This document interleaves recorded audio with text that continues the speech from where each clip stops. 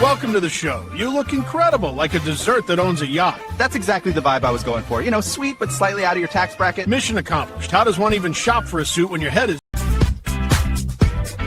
Gold on my neck, gold on my hand, purple with the stripes, that's the walk of a man. Sidewalk shining, city lights humming, every step I take, they know a boss is coming.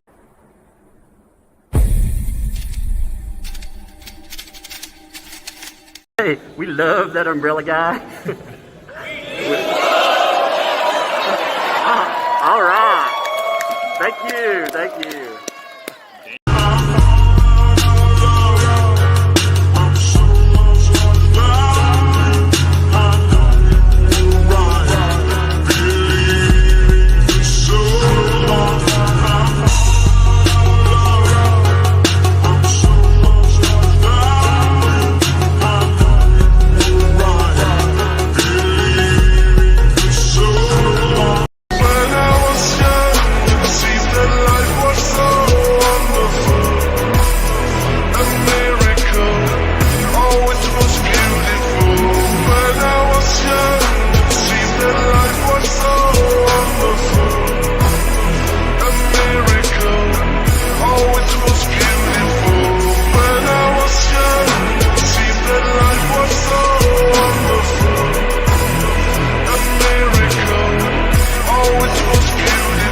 All right, what's up, folks? Man, today, first of all, we are starting very early, which has thrown off half the audience. You can tell. I love it.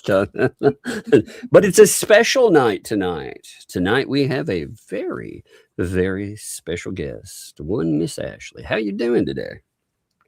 I'm doing. Hey, everybody. Hey, it's good to have you. Would you like to introduce yourself, by the way? Oh, my. Do I have to? No. No, I'm just kidding. For anyone that doesn't know, I am Ashley, the infamous ex-stepdaughter of I'm not gonna say her name, but we all know who I may be talking about, I'm sure. We could say initials, is that okay? LP? I'll go that way.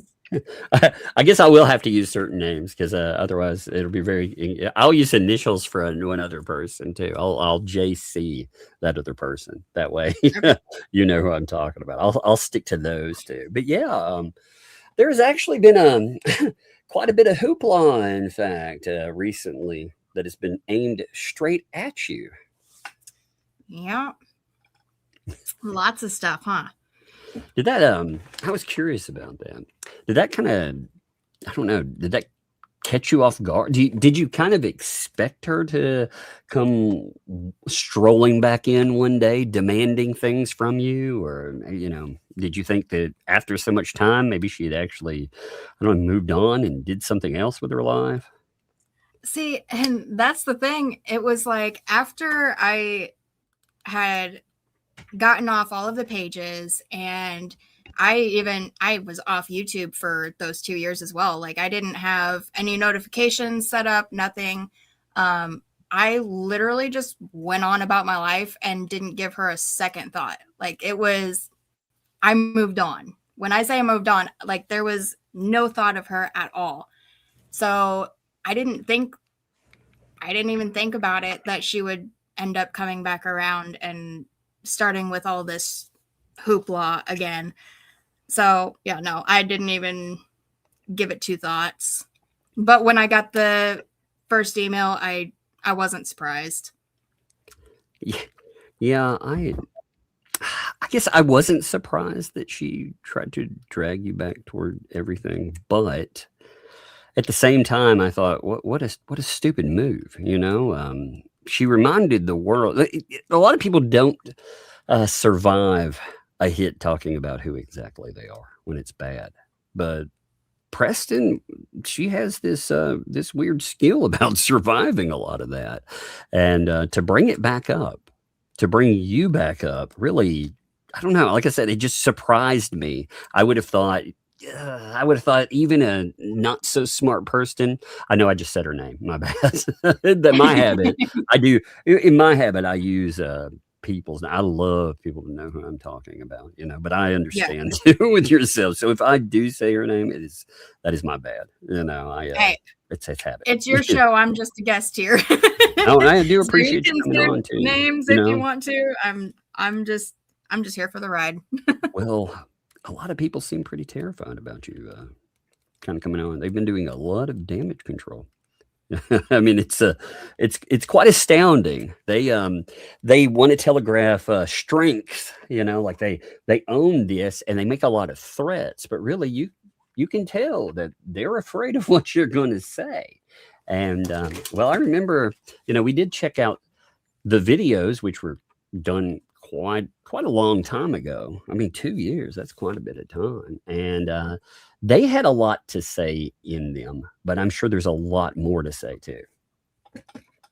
I mean, I could write a whole book on everything that I went through and, all of my experiences and all that stuff. But it's hard for me to put everything in a timeline. Like my memories are really jumbled. Like I don't know, like I'll know we'll just say one thing happened, right? I won't exactly recall when it happened, but I'll know that it happened. And then I'll be thinking about other things that happened around that time, and I just can't place it. So my timeline is it's like a train off of the railroad tracks. It's all over the place. It's understandable though. A little jigsaw puzzle, but trying to piece them back together little bit by little bit is a lot of work. What age were you when all of this started up? What do you mean by all of this? When you first had contact with her, when she came into your life, how old were you when at the very beginning of all of this? Oh, I believe I was 5. Okay. Yeah, I think I was 5 when she first came into the picture. How was that initially? I mean, as far as I can remember, it was good. I mean, she acted like any mom should, tucking me into bed, dressing me cute, doing my hair, running us around, doing little, I'm having a brain fart for the word, like running to the store, stuff like that. I can't think of the word. Errands. Yes, errands. Thank you. Hey, sometimes you know what? You might have to save me a few times because I have those moments. Words just don't like to stick in my brain sometimes. Like my Jason, he likes to make fun of me. He'll bring up a story where I had called him one day because I couldn't get the washer to work. And I couldn't think of the word washer. And then everything else just kind of fell in line behind that. And I couldn't think of the dial. I couldn't think of the knob. I was like, the thing that washes the clothes and the thing that's on that thing. So he likes to bring that up every now and again. He's like, the thing with the thing. It's fun. You know what? Also, when you like talking now, you seem very happy in life right now. Oh, I am extremely happy. I love my life. I love my family. I love my daily life. We're fantastic. See, that's beautiful to know. It's beautiful to know that despite anything that somebody has go on in life, that they can overcome that, and they can not only persevere, but they can actually find something great in life. They can find themselves even after all of that. You don't have to let that become and consume you. Right.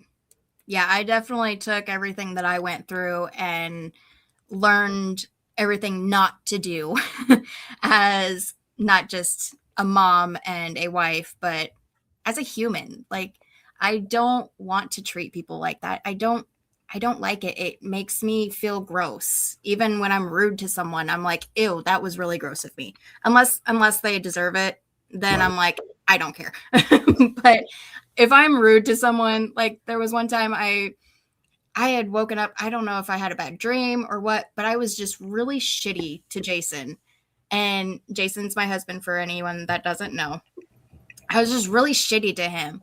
And I was like, I left and I went to go get coffee. And as I was driving to go get coffee, I was like, man, that was really shitty of me. I should not have done that. So when I got him a coffee, I told the girl, I was like, is there any way you can write I'm sorry on that? She's like, she kind of gave me a look. I'm like, I was really rude to my husband this morning and I feel really bad. She's like, oh yeah, definitely. So when I'm rude, I own up to it, especially if it's not warranted. But there's some people that definitely deserve the rudeness. Right. See, I think online, I cover a lot of horrible people. So nicety is not always my thing online. But yeah, I try to be nice to the people in my life that deserve it, of course, like that. Right. So with her, you say things started out well. When did things start to change? I think around maybe 8th grade, like right in that like mixture of preteen teenager years. Mm-hmm. I'm just trying to picture when like I'm trying to picture the school, because I associate a lot of things with my schools. Sure. Of where I was and all that. But yeah, I think middle school is when it really started to change. And then as the years went on, it just got progressively worse. In my belief is it was because of the fact that I was coming into my own. I was becoming my own person. I was becoming more independent. And and the fact that I started to realize that some of the things that were happening at home were not normal. Because to me, I had been around the yelling and the screaming and the fighting so often that I just thought that was normal. And then starting to realize that it wasn't. It was kind of a kick in the butt, like, hey, this isn't normal. You should not be okay with this. And that's really when things started to change.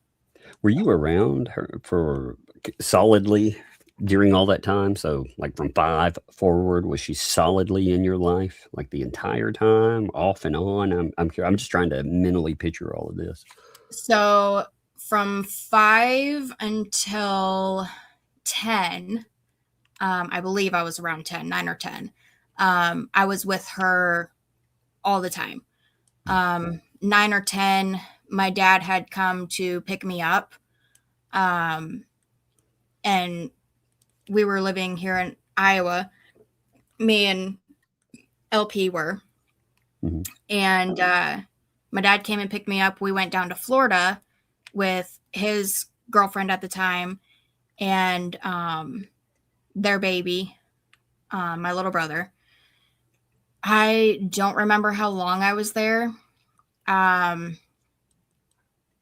I remember is one day my dad wasn't there, and next day LP is there to pick me up. See, it's difficult. It's really difficult. It's really hard. And it's really hard not to use my nickname that I have, that my whole family uses for her. It's really hard not to use that one. Because that's how I talk. But from what I was told, he was put in jail because of the whole owing child support for my brothers, my older brothers. So, and now looking back on it, the fact that he got put in jail and then next thing I know, she's showing up, that's kind of a clear indication that she called, she wanted me back. She wanted the money back, and she called and had him put in jail, told told them where he was and all that. But yeah, so I think, and then after that, let's see, 9, 10. After that, I was solely with her, and I had very minimal to no contact with my dad from that point on, which is also something I want to address. So she has been saying that everything that I said in my videos were lies and all that. It was all lies because, or I lied because my mom and my dad told me to lie. Here's the thing with that. Excuse me. First of all, I had no contact with my mom at all until I was in foster care, which was around 14, 15. And even then it was very minimal. I met up with her at a park with my foster parents and my sister, Samantha. We visited for a little bit and then she left. And I don't remember talking to her after that for a while. And I had a couple of visits with my dad, but for the most part, I didn't have any contact with my dad, especially around the time that I got taken away. I hadn't had any contact with him. So for her to be like, oh, well, her parents told her to say this, this, and this. No, they didn't. Yeah, that's her go-to. I mean, anytime you say anything, she just. And my other thing is, if she wants to claim that I did in fact have contact with both my parents or one or the other, why? She wants to sit here and claim that my parents are these huge monsters, these big monsters that have done horrible things. Why, as a quote unquote parent, would you allow someone you're caring for, so your quote unquote daughter, why would you allow her to talk to people like that if they are such horrible people? That's actually that's very true. It's very true. I'd like her to give an answer for that, because that just kind of was like, okay, yeah. Doesn't make any sense if she wants to claim that they are super horrible people. Her giving an answer, oh my, a straight answer, that would be what a day that would be. I've never heard that one come up before. I'm sure she would spin it in some way. I didn't say that they told her to say these things while she was in my home. Yeah, you really did, because otherwise, why would I have been taken from your home if I was lying in the first place? Right. So do you think, when you're talking about everything she did, and you talked about, maybe you're starting to not just come into your own, but noticing the things around you that you've seen for a long time, do you think that you were just becoming more cognizant, more aware of what she was like, or do you think that she changed over time? I'm curious about that too. Honestly, I really don't know. Because like I said, when I was younger, she was a decent mom. She would do things with me and, treat me like her own. And I mean, I remember getting in trouble, but I don't ever remember being in so much trouble that she would give me spankings every now and again, which if I was bad, obviously, that was, in my generation, the punishment for said things. So, I don't know if she just changed over time or if she was always that person and just was very good at hiding it. Yeah, I'm not sure.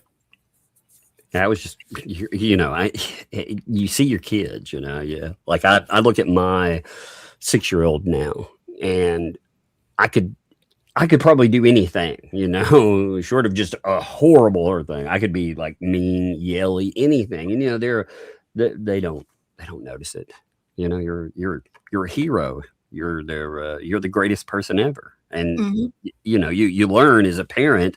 Hey, I've got to be really careful with anything I do. Anything I say, I try to be nice and everything else. But I mean, when I see it with a little kid, that's why I ask, because I mean, little kids are they're not observant to that behavior. So, Right. do you remember like what first, like seeing the changes and stuff? What were some of the first things like you observed with that? Do you know? Um, I I'm not too sure exactly. Mhm. Um, I do know that um, a lot more responsibility got put on me um, when it came to like chores and animals and all that stuff. I was waking up before the crack of dawn to do chores before school. Um, then I would be getting home and do chores basically until I went to bed, um, which was super fun, especially since I was failing a lot of classes because I didn't have time for any of my homework. Mm. Um, but I think that's what really started it, was putting more responsibility on me. Um, and if I didn't do a certain chore, I would get yelled at or in trouble. Things would get taken away. Not like I had a lot, anyways. It was basically my room and my stereo. Um, but yeah, I don't know exactly how it all started to change. I just know a lot more yelling started happening, and um, she liked to snatch me up by my arms a lot. Um, but yeah, That's that's awful, that's man. basically what I This can think of.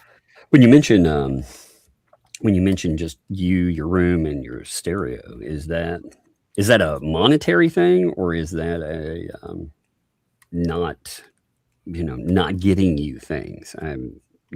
With that, I mean, there's a you know I've been through parts in my life where my parents didn't have, so we didn't have much, but even Right. then they tried to get me stuff, but there's a difference in the not having and just not caring. So what would Yeah, and I don't know if it was just the not having. I mean, I don't think it was the not having, because I mean, if she had money to go and like do her hair and do her nails and like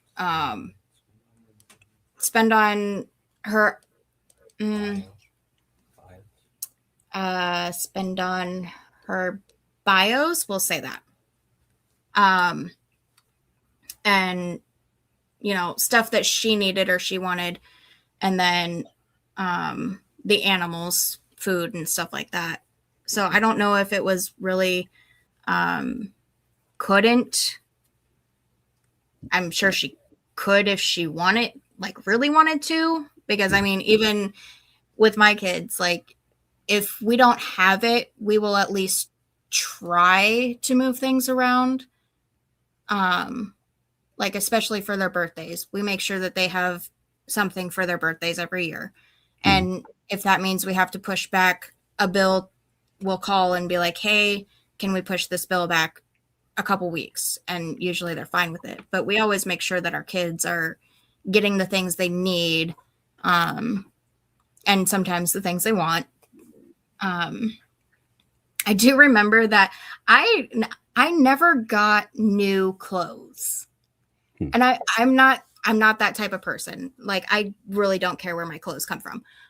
But I do remember going to Goodwill a lot and getting clothes from Goodwill.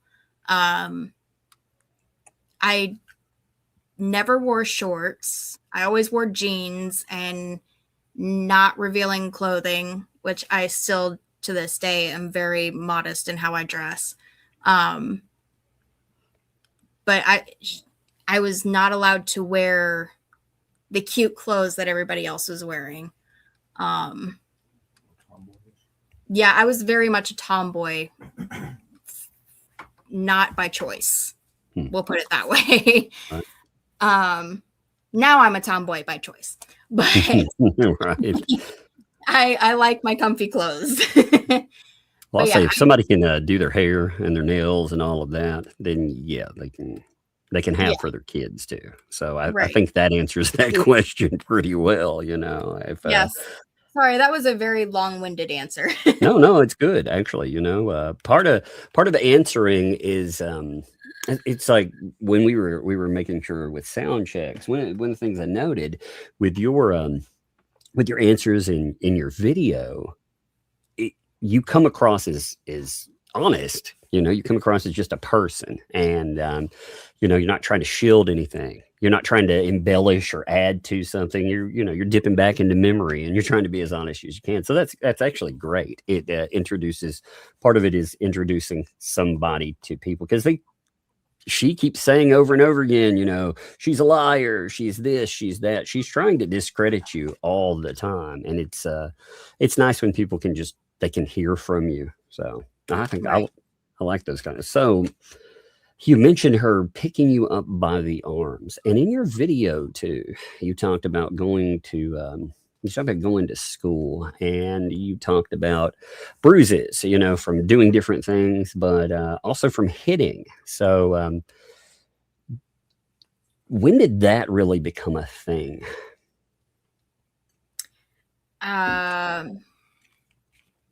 Definitely high school. I think freshman, sophomore year is when it really started getting bad. Sorry, trying to breathe. You're okay, man. We're dredging through some ugly stuff. If anything, if you need a moment with something or something, you're like, I can't answer that. That's fine too. It's all good. Well, and like I told you, I am an open book. I am not going to sit here and hide behind my feelings. Because I know there are a lot of people that have gone through similar things. And I do want to put it out there that, you know, you can overcome the hurt and the pain and the absolute atrocities that you have been through in your life. It takes a lot of work, and it will still hurt as you go through it. But coming through it is the best relief that you will ever feel. You have to learn to show yourself grace and to forgive yourself, but also to forgive those in your past as well. Because you can forgive, so you are not holding hate in your heart, but you never have to forget. No, you don't forget who people are, but you don't forget who you are in something as well. You know, Right. that's actually very good. It's still difficult dredging up stuff though. I mean, I get that too. I mean, you've had a couple of years this person free. You know, it sounded like that's the way when you talked about your videos, and then, you know, you put out that newer video where you were moving on, like, hey, I've been doing my thing and I didn't think about you at all. So with her popping back in, it opens a door. It opens an ugly door. You understand? Yeah. But as far as that goes, yeah, freshman and sophomore year is when it really got bad. I would come up with excuses to everybody at school of where the bruises came from. Some of them were from, you know, out doing chores and being a kid. So, you know, some of the time I didn't have to lie. Some of those bruises were, in fact, from falling down in the barn or hitting my leg on something. I still do that to this day. I run into shit for no reason. Right. But a lot of them were from the abuse. And it was just second nature to me to come up with excuses of what things were from. And it wasn't one of those things where I really had to think about it, or I don't know if I really was trying to hide it. It just seemed easier to not talk about what I went through at home. Because I didn't want people at school to know what I was going through at home. I mean, they already knew that my dad wasn't around, so I got made fun of a lot about that, which was really hard. So I didn't want the abuse at home to add on to all the bullying that I had already been going through. So yeah, it was a lot. When that kind of stuff is going on, I'm curious about the type of person that she is. Is she does she try to ground it? Look what you made me do. Those kind of people, or is she just out of the blue, you catch one to the side of the head? I don't ever remember really being grounded. I mean, so being grounded, you have things taken away from you, or you're not allowed to go and hang out with friends, or things of that nature. I didn't hang out with friends. I went to a movie one time on a date. Her and her boyfriend at the time were sitting right behind us. Mind you, this was high school. And she said that she had to sit behind me and my date because it was inappropriate for us to go to the movies together. So here I am, a high schooler. I'm excited to go to the movies with a guy I liked, not even thinking the fact that I'm a high schooler. I should be allowed to go to the movies by myself with the guy I like. Right. But yeah, I was very sheltered. We'll say that. I was very sheltered. And she allowed him to come over to our house one time, and he helped weed out the garden. And that was it. Like, I didn't have friends over ever. So she kind of cut you off from the outside world, from everything. Yeah. And I do remember, like, when I was maybe elementary school, could have been middle school. Her one ex-husband, I'm not going to say his name because I love him dearly and I don't want anything coming back on him. But sure. I used to go to his sister's house, and me and his sister's girls, we were very close growing up. The sister and LP were really good friends when I was younger. So we would be over at their house a lot. And then they had a falling out, and I wasn't allowed to go over there anymore. And I lost contact with them. And from that point on, as soon as they had their falling out, I didn't go over there. I didn't go to anywhere. That really sounds like sucked. a lot of what we see in the now. The people are brought into, I'm just call it the family unit. I don't want to single any individual out in there, but just saying how that goes, where there are quote unquote friends or useful people or whatever. They're brought around. There's a falling out, and we saw a video that was pretty heart wrenching that dealt with someone that apparently other people in the family, little people, they were very connected too. And then it was like, yeah, can't have anything to do with them anymore. I wondered about the kind of cutting you off from the rest of the world, because that feels like what we see these days too. You know, it's again, I'm not getting into any specifics on that, just saying with other folks, again, it sounds like there's parallels in your life and still what we see to this day. Right. And after I got older, I had reconnected with the ex-husband's sister and him and that side of their family. And the sister actually told me that they used to call me Cinderella. And that they tried quite a few times to get custody of me themselves. Which was kind of infuriating and baffling to me all at the same time.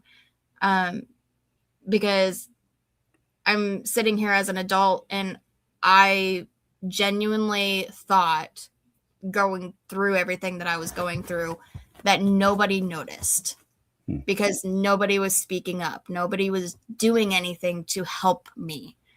Or so I thought. I didn't know that in the background, my aunt and uncle had been trying for years to get custody of me, or at least to get a hold of me, that they were sending cards and letters, emails, all of these things, and I wasn't getting any of them. I was told my dad didn't want me. I was told that none of my family wanted me, that that I was a piece of shit, that I was worthless, that I was ugly, and that nobody wanted me for the longest time. And I believed it.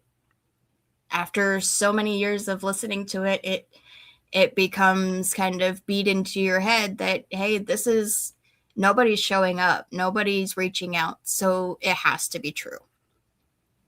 Well, and it makes you, you know, that person there that it makes it, no matter what's going on, it makes you depend on them no matter what. You know, abusers, it's part of abuse, man. You know, you cut you off and they feed you lies. And God, I saw that with kids a lot. You know, as a therapist, I saw it quite a bit. And it's awful. Like, again, the things that you note with your life ring very true in things that you see happen again and again and again with people. You know, have you reconnected with in adulthood, by the way, with the folks that you're mentioning? You've been able to reconnect with everybody then, and, you know, like have more, again, not to pry into your connections there or anything. I'm just curious if you've been able to establish those connections and, you know. Most of them, yes. Some of them I have to keep at a distance for other reasons. That has to do with my oldest. So in order to keep him safe from certain people, I'm surrounded by crazy, y'all. Okay. Listen, I don't know what it is about me. I just attract all the crazy. But so I did have to cut contact with most of them. I still touch base with the girls every now and again. But yeah, we all talked and kind of got everything out in the air, open, and talked through a bunch of things. And I mean, we're in a good spot. I just don't talk to them on a regular basis. Right. Well, it's good to have that, you know, to find out that people did actually give a crap about you, and yeah, because I'm sure, like as a teen, especially that kind of stuff. I mean, that eats into your that eats into your self-worth, your opinion of self, and it can have lasting damage. I mean, listening to you again, you moving on and becoming an adult that's actually happy. You not only break a cycle there, but that's much rarer than I think people understand. So congratulations on that for sure. It was definitely rough trying to navigate through everything and learn. The hardest part was learning to be a parent without having parents. Because I don't know, and I don't know where my dad was in all of this. Like, I don't know what he was doing during all this time. I haven't really talked to him about it. I kind of don't want to. Right. Because I don't want to ruin the relationship that we have now. In case he does say something, I don't know, maybe he did know certain things were happening or going on, but he didn't do anything about it. That would completely crush me and ruin our whole relationship. Sure. So for me, I kind of am choosing to turn a blind eye to that one. Because I love my dad more than anything. He is amazing with my children. He spoils them rotten. And like my oldest, he's working with him. So he's getting paid to do stuff around my dad's house and all that. So for that one, I am turning a blind eye. And I know that a lot of people have been asking where both of my parents were during all of this. Right. Honest answer, I do not know. Right. LP was very good at changing her name, moving, and hiding. Yes, that's That is the very thing. well worked for her.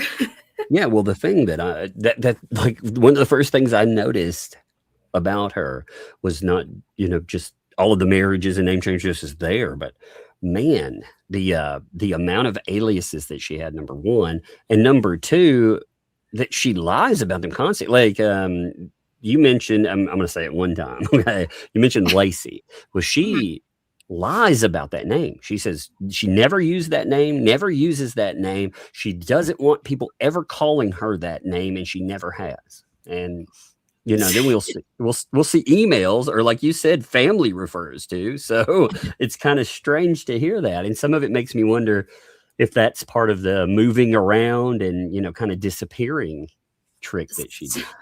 So everyone here in Iowa knows her by that name. That is what everyone from here calls her, because that's what she went by for the longest time. And I'm pretty sure when we first moved to Florida, that was the same name that she used there. When we lived at the wildlife sanctuary, that's the name she used there. Like she went by that one for a very, very long time. And that is why the nickname that my family calls her, it has stuck, because she went by that name for a very long time. So, and she absolutely loathes the name that my family calls her. It makes her so mad, but it's just funny. I'm sorry. Not really, but Right. It's interesting. So you all lived at a wildlife sanctuary at one time? Oh yeah. I didn't realize that. It was, I don't remember when it was. I know it was in Florida. Oh, I'm trying to remember where in Florida. Didn't you say you thought you were around like 8? Yeah, I may have been 7 or 8. But yeah, we lived in a wildlife sanctuary for a little bit. We had a camper that we had placed in between a lion cage and I'm pretty sure it was a tiger cage. So I would fall asleep to listening to the chuffing of the lions and tigers, and I would ride my bike throughout the sanctuary, and my best friend was a monkey named Gigi. That's hilarious. That's what my girls call their grandma. So I mean, like, hey, there's monkeys named after you, Mom. Yeah, she was a little capuchin monkey. She was awesome. But That's hilarious. yeah, we lived there for a little bit, and then we moved down the road. We moved twice down the road, same road, 2 different places. The first place is where we had the first cougar, mountain lion. And then trying to remember what all we had over there. So did she have those? I mean, so when you say we had, so you all had the cougars, all that kind of stuff? So at that time, she was still with my dad. Mm-hmm. And I don't remember whose name the licenses were in. I don't know if it was both of them or just her or him. I don't know, but I do know that they had licenses. I remember them filling out all the paperwork and all that. And I mean, I have the pictures of all the animals, the wolves, the mountain lion, the fox, the raccoons. What else did we have? We had snakes, horses, goats, emus. Like we had a whole array of animals, and that part of my childhood those are my best memories, is all of the animals, because not many people can say, you know, I lived in a wildlife sanctuary. Like I got to go and hang out with all of these cool animals every day. Like not everybody gets to say that. And I think that's really cool. Those are some of my most fond memories, is being with the animals. That is interesting. She's been talking about how, you know, she had all these animals. So I was like, well, I'm glad that came up, because, you know, that's actually she did tell the truth about that one. We actually did have all of those animals.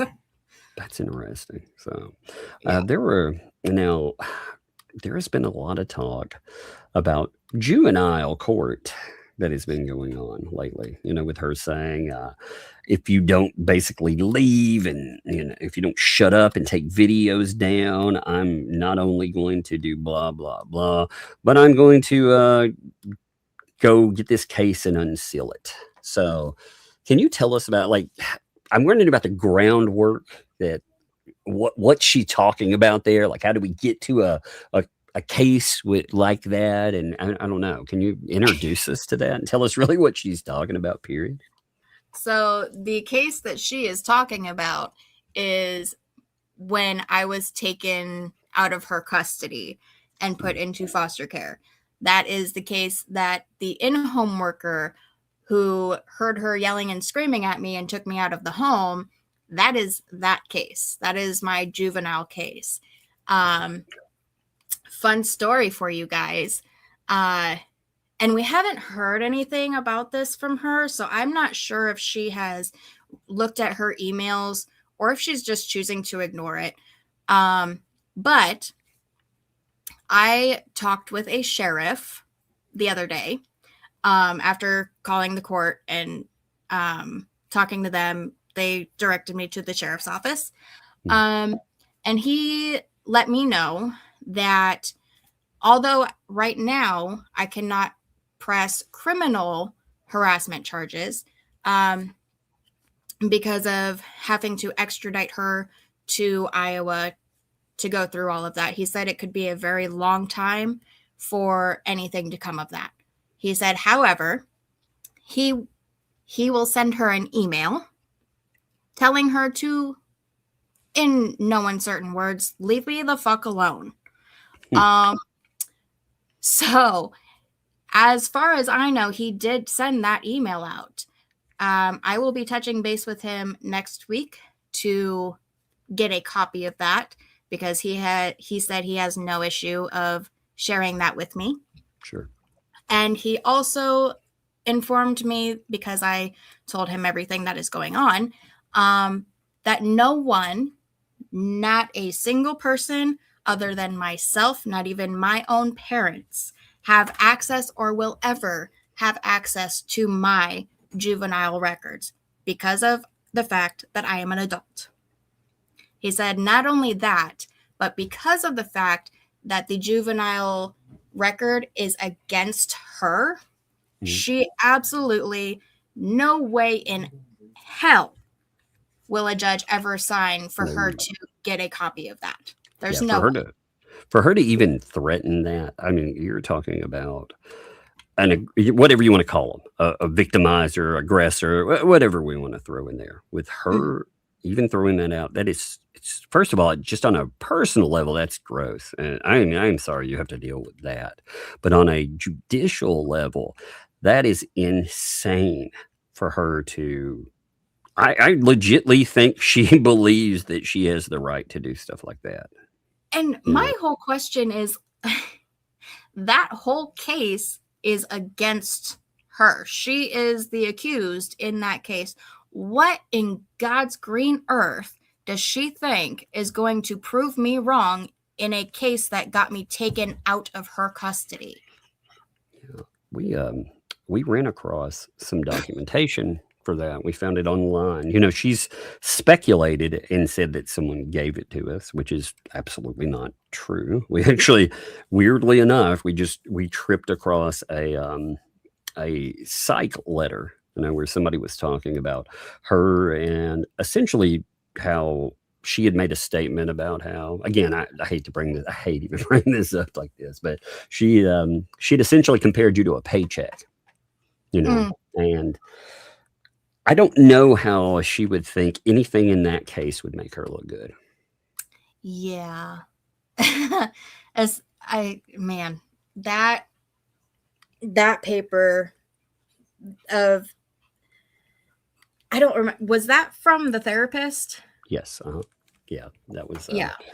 That was one of the people that was, I think, in charge there. I'd have to pull it up. It's been a minute. You know, it's been probably, Lord, I probably haven't looked at it in at least a year and a half. But from what I recall, that it was, you know, it was definitely from the place, but I can't remember if it was a direct therapist or if it, you know, it was somebody that sat in and saw it, and there were other staff members that were quoted in that too. Now, we have not seen an entire case. You know, there was just this piece that was sitting out there for some odd reason. Like I said, I have no idea why it was sitting out there, because it's not supposed to, but it was. So you talked about some of that in your videos. You talked about how people initially, they believed her about everything. So how did all this come up to begin with? Like, what kicked off what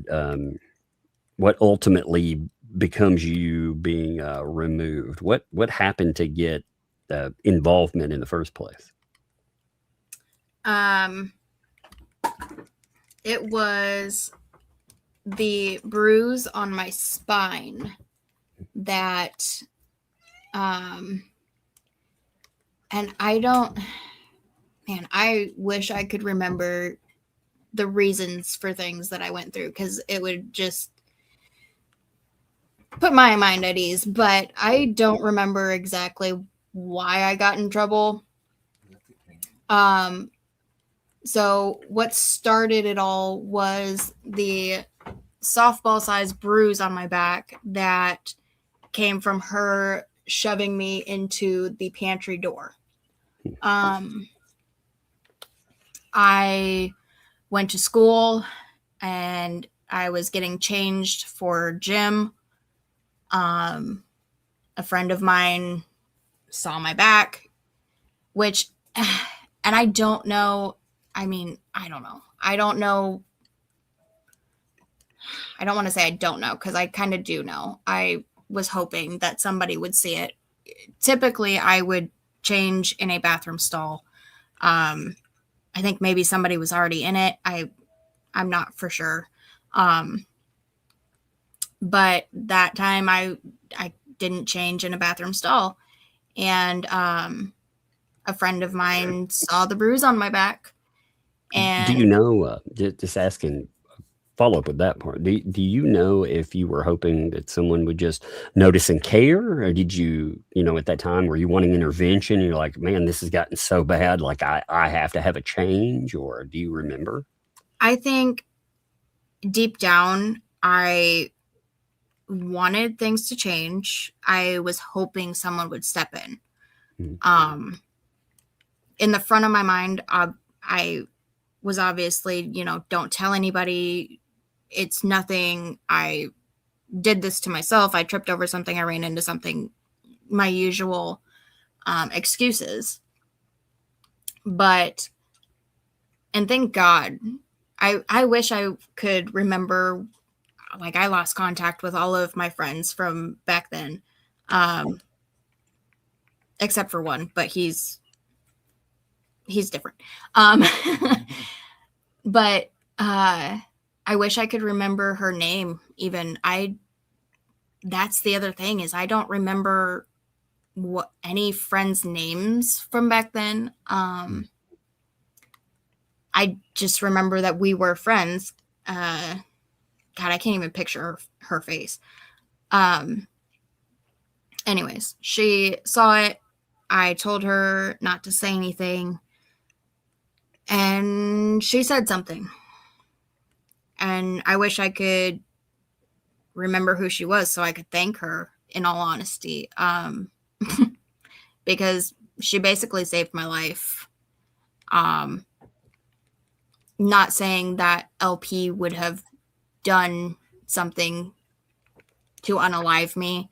It was more of, I was on the verge of unaliving myself. I was at that point very heavily into pills.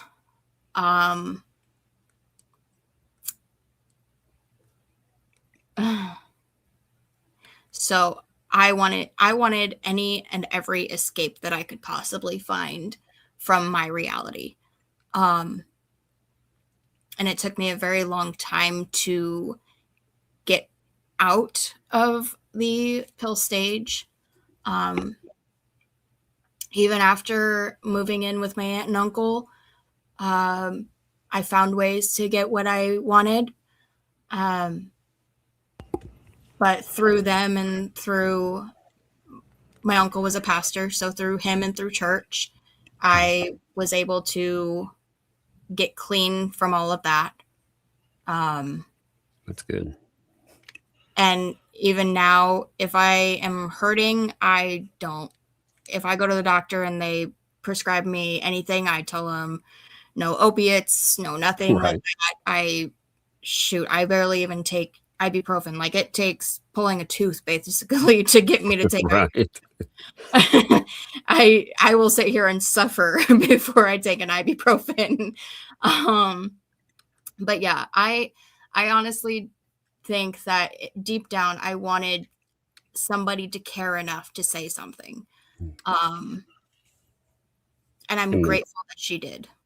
And when they stepped in at first, though, I've listened to her myself. So, while you were away, she actually, from all this drama, she, inevitably, all these people, they turn on each other for whatever. And she made contact with me, and I listened firsthand to the manipulation,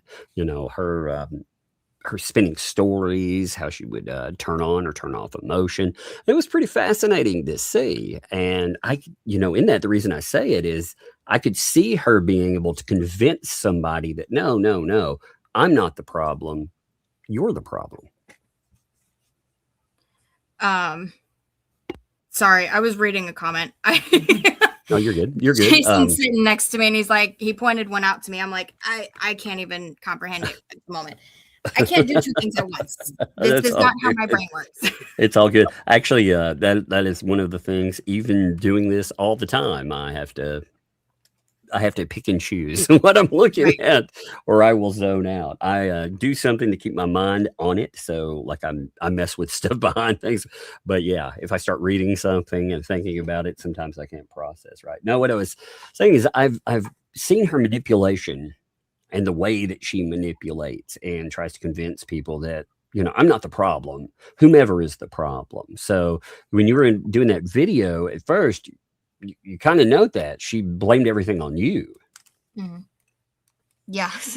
She said that I was a horrible troublemaking child. I failed to see what I did that was so troublemaking.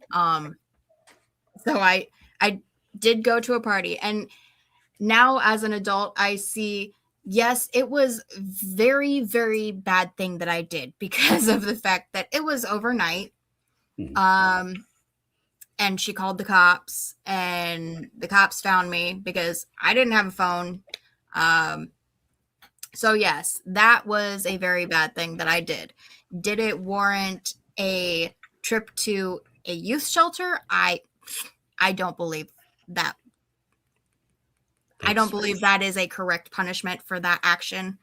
I would never in a million years dream of putting my children in any place like that, where they are locked into their rooms at night and they have to knock on the door to get the staff that is on their floor to let them go to the bathroom, or we weren't even allowed to get up and get drinks, and stuff like that. We had a little bit of free time. I mean, it wasn't horrible, but still, the fact of being sent there for going to a party, we tell our kids all the time, if you go to a party, okay, and you drink, because we were teenagers once, we understand that. You're going to go hang out with friends and you're going to end up drinking because that's what kids do. Kids do stupid shit. Mhm. But we always make sure to tell them that they are never to get into a car with somebody who has been drinking, who has been smoking the Mary Jane, who is inebriated in any way. What they can do is call us at any time and we will come get them. We will come get their friends and bring them home. Will we have a conversation about being a little bit more responsible? Probably. But will they be in trouble for calling us when they were at a party? Absolutely not. Never. Never, ever, ever. And I don't know if that's just us being more open-minded than most parents would be, or if that is a reflection of I had the extreme reaction of going to a party, and I don't ever want my children to feel like that. I don't want them to feel like they can't trust me to come to Right. me and talk to me about things. As a parent, I I dread the days when I will have to run across a lot of these answers, but I do know that I would not send my child to some of these. I've dealt with these places. I've dealt with them on a professional basis, and they are not places I would send my child to. It would take. I can't imagine something in my life where I would do that. So no, even I mean, again, it's going to a party, staying out on night. Is that worrisome? And yes, for sure, for Right. sure. But the way you curve that, just isn't. So when the police, how long were you in that place? Do you know? If my memory serves correctly, which I'm pretty sure it does, I was there not only for Christmas but also my birthday. So at least a month, because my birthday and Christmas is exactly a month apart. Hmm. So I was there at least a month.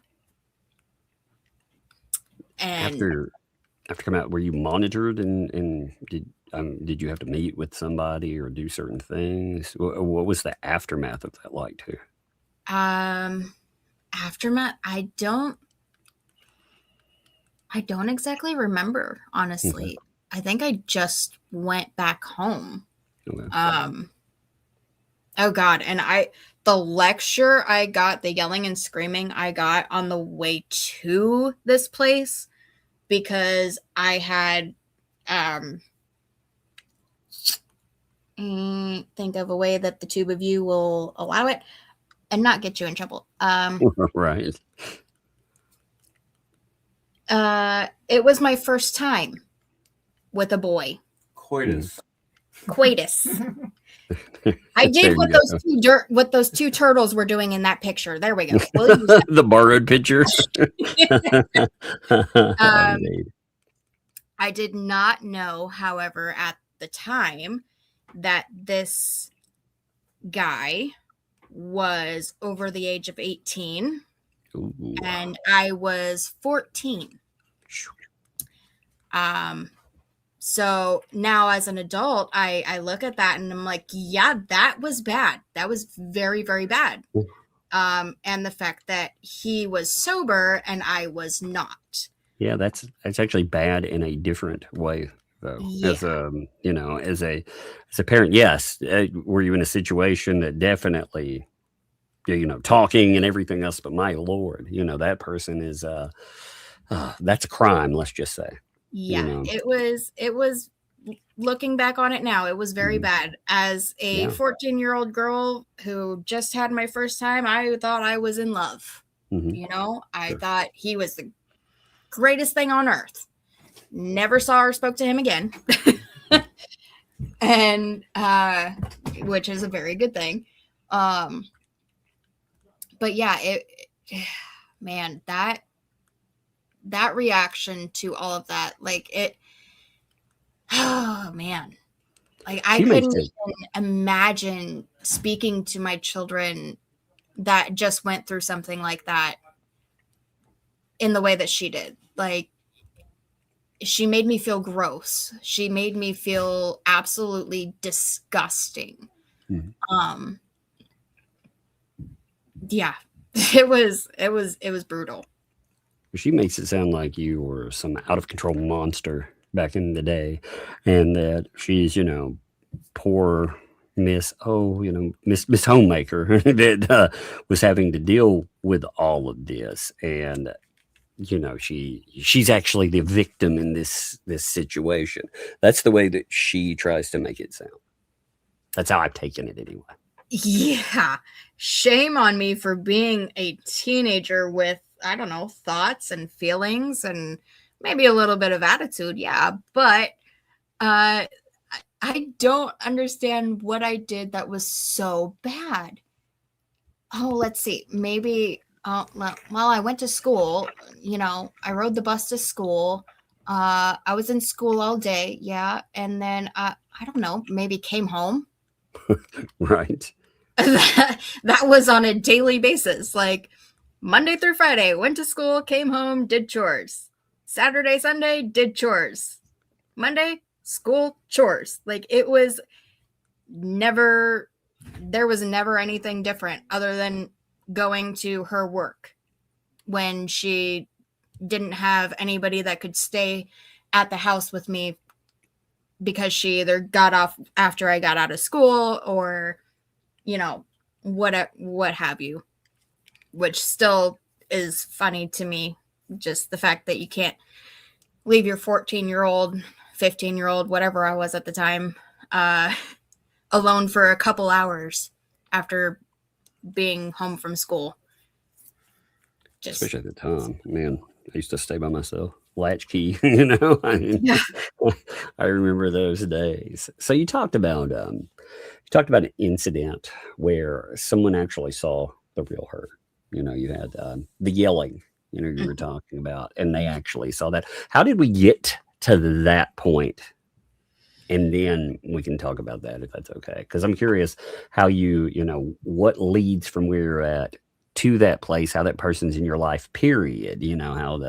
How you're having visits and stuff. And then, what goes on from there. Right. So that person, the in-home worker, got involved because of the bruise on my back. my friend went to the school counselor who called, she's a mandated reporter. She had, Right. or maybe I don't even remember if it was a guy or a girl counselor. It's all a blur. But they called whoever they needed to call, and next thing I know, she's there. LP is there. I'm sitting in the office with the counselor. If I remember correctly, maybe our resource officer at the time.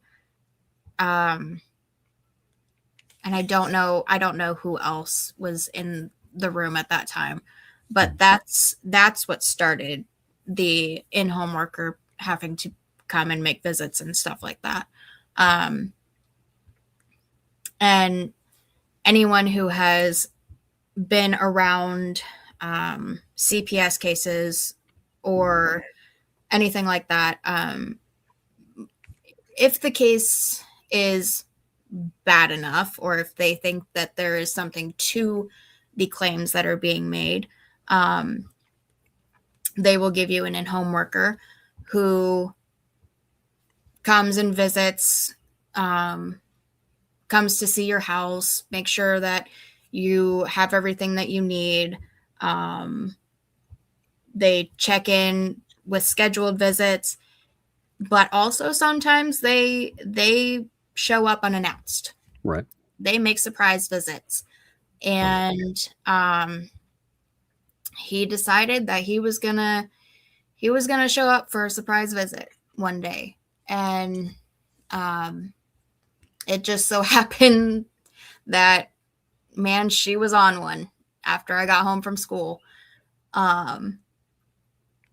Because like I said, I remember coming in with a piece of candy that my bus driver gave me, and she lost her ever-loving mind. Heaven forbid I stole it from some point between school and the bus, or the bus and home. Why go straight to you? When you told that, I thought, man, that's insane, because you went straight to, somehow, for some reason, you stole a piece of candy. Like, not, I mean, you're on the bus. A friend could have gave it to you, anything. Lord, right. It's like, not like anyway, I was just thinking, of all things to like flip out about a piece of candy. Like, oh no, nobody has candy. It's so ultra rare, Yeah, that's the thing. Like, I would get accused for a lot of things that I did not do, whether it be someone else told her I did something that was in the family. And I honestly believe those certain people just wanted to see me in trouble so that they got rocks off on it for some reason. I don't fucking care. I don't know. But yeah, for her to go from 0 to 100 over a piece of candy, it was, now it's laughable. But back then it was terrifying. It was, it was just insane. But she's sitting there yelling and screaming at me and telling me I stole this piece of candy, and I'm sitting there telling her I didn't steal it, that the bus driver gave it to me. And Did something like that happen a lot, by the way? Did you get accused a lot? Oh yeah. Of things? Okay. Oh yeah. We'll touch on that for just a second, actually. Okay. Because she has been saying some things about me and some other animals.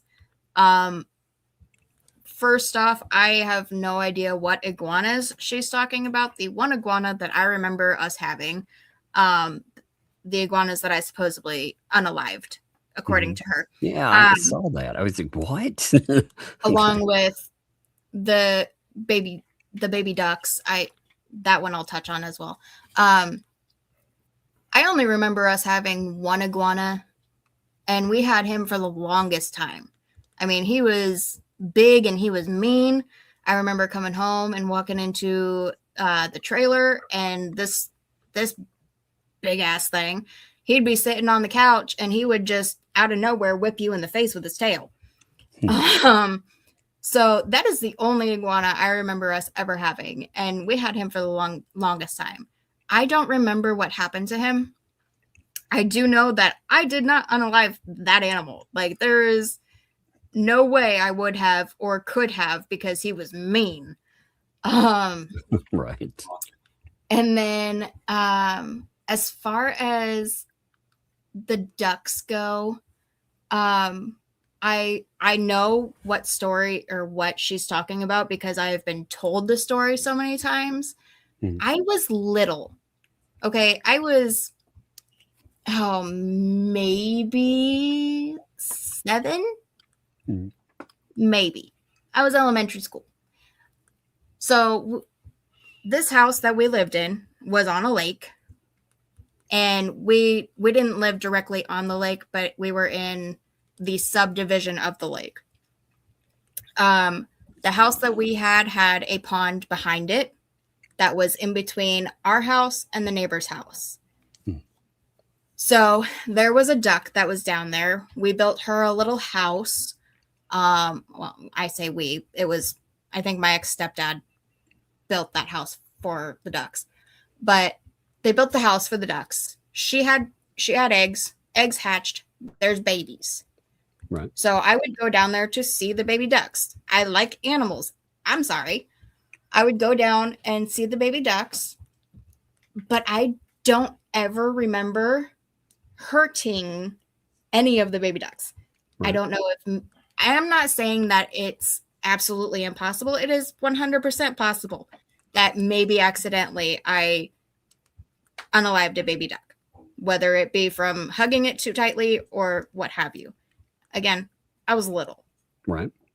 So that's those two.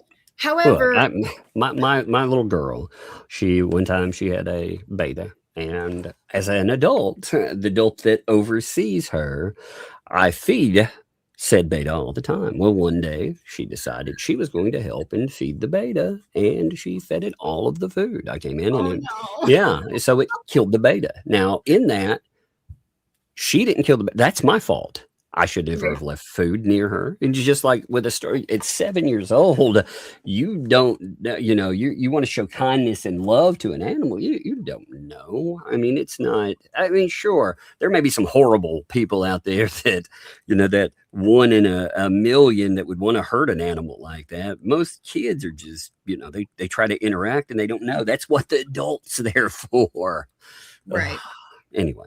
Yeah. Here's my rant for that. I hate it when people blame their child for something like that, because again, it's the kind of thing when you repeat it like that, it's not, even if you don't mean it badly, a kid takes it to heart. You did this. No, I didn't do that. It was an accident. So, right.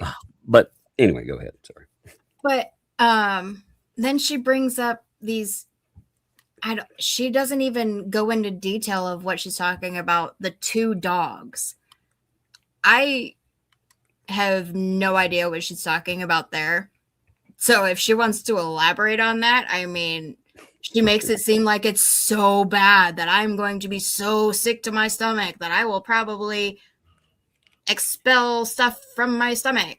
Like, she makes it seem like I did this horrible fucking thing that is so disgusting that nobody will ever talk to me again. Well, if that's the case, then fucking say what it is. Right. Well, I have no recollection of ever doing anything so god awful to an animal that it would make me physically sick. Well, and if that's where your brain goes, what the fuck is wrong with you?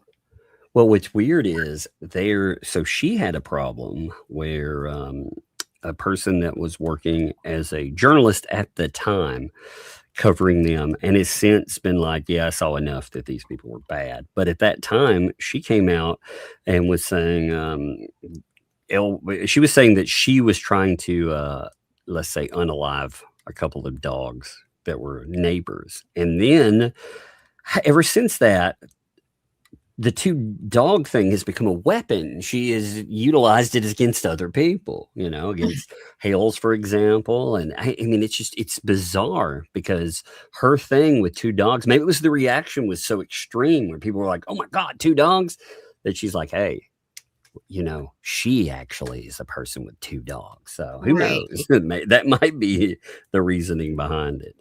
I mean, I can't even fathom what goes on in her brain, honestly. Right. It's just a spider web of a whole bunch of things. Whole lot of animals up there in that brain of hers. But yeah, so I that's the explanation for the animals that she likes to talk about on that subject. So Samantha said that she took it to the Aqualand. Oh, apparently, from what my sister says, the iguana went to a pet store because it got too big. So there's that. Lord. So he was alive when he left. I didn't unalive him, I promise. It's Samantha, by the way. Yeah, I must have just snuck to the pet store and just stole him and, decided I'm going to do this to you. No, thank you. That's just it's just so bizarre to find. Oh, wait a minute. Oh, you mean the animal went to the pet store? Oh, okay. So with this, I think we sidetracked a minute. So we were talking about the person overhearing her yelling at you. Yep. And I'm glad you brought up the pet thing because I wrote that down on something and I didn't bring it over here for some stupid reason. So I'm actually glad you noted that. I got you. We're brain linking here. Yeah. No, that was good. That was actually really good there. But with that person, you were talking about her. That's how we got there. Her yelling at you about different things and how she would yell all the time. So this worker, they overheard that. They just showed up early and she didn't notice them, or how did that happen? So our front door was a solid front door with those little windows at the very top. So when he got there, if you pulled into our driveway, we couldn't really hear if someone pulled into our driveway. The dogs that we had were not those types of dogs to alarm you. Hey, there's somebody at the house. So we didn't hear that he had pulled up, especially with her yelling and screaming. So as she is ripping into me over this piece of candy, he's standing at the front door for his unscheduled visit, his surprise visit. And he just stands there. I don't even know how long he was standing there. But he heard everything he needed to hear, apparently. And all of a sudden, there's a knock on the door. And she goes and answers the door all nicey nice and, invites him in and everything like that. Is super sweet. And it was sickly how quickly she could change from one person to the other. But he just basically, in so many words, told her, no, I heard everything I needed to hear. He looked at me, told me to grab my things, and I did. It's like, you don't have to tell me twice. Look, you want to get me out of here? Let's go. Let's bounce. Yeah.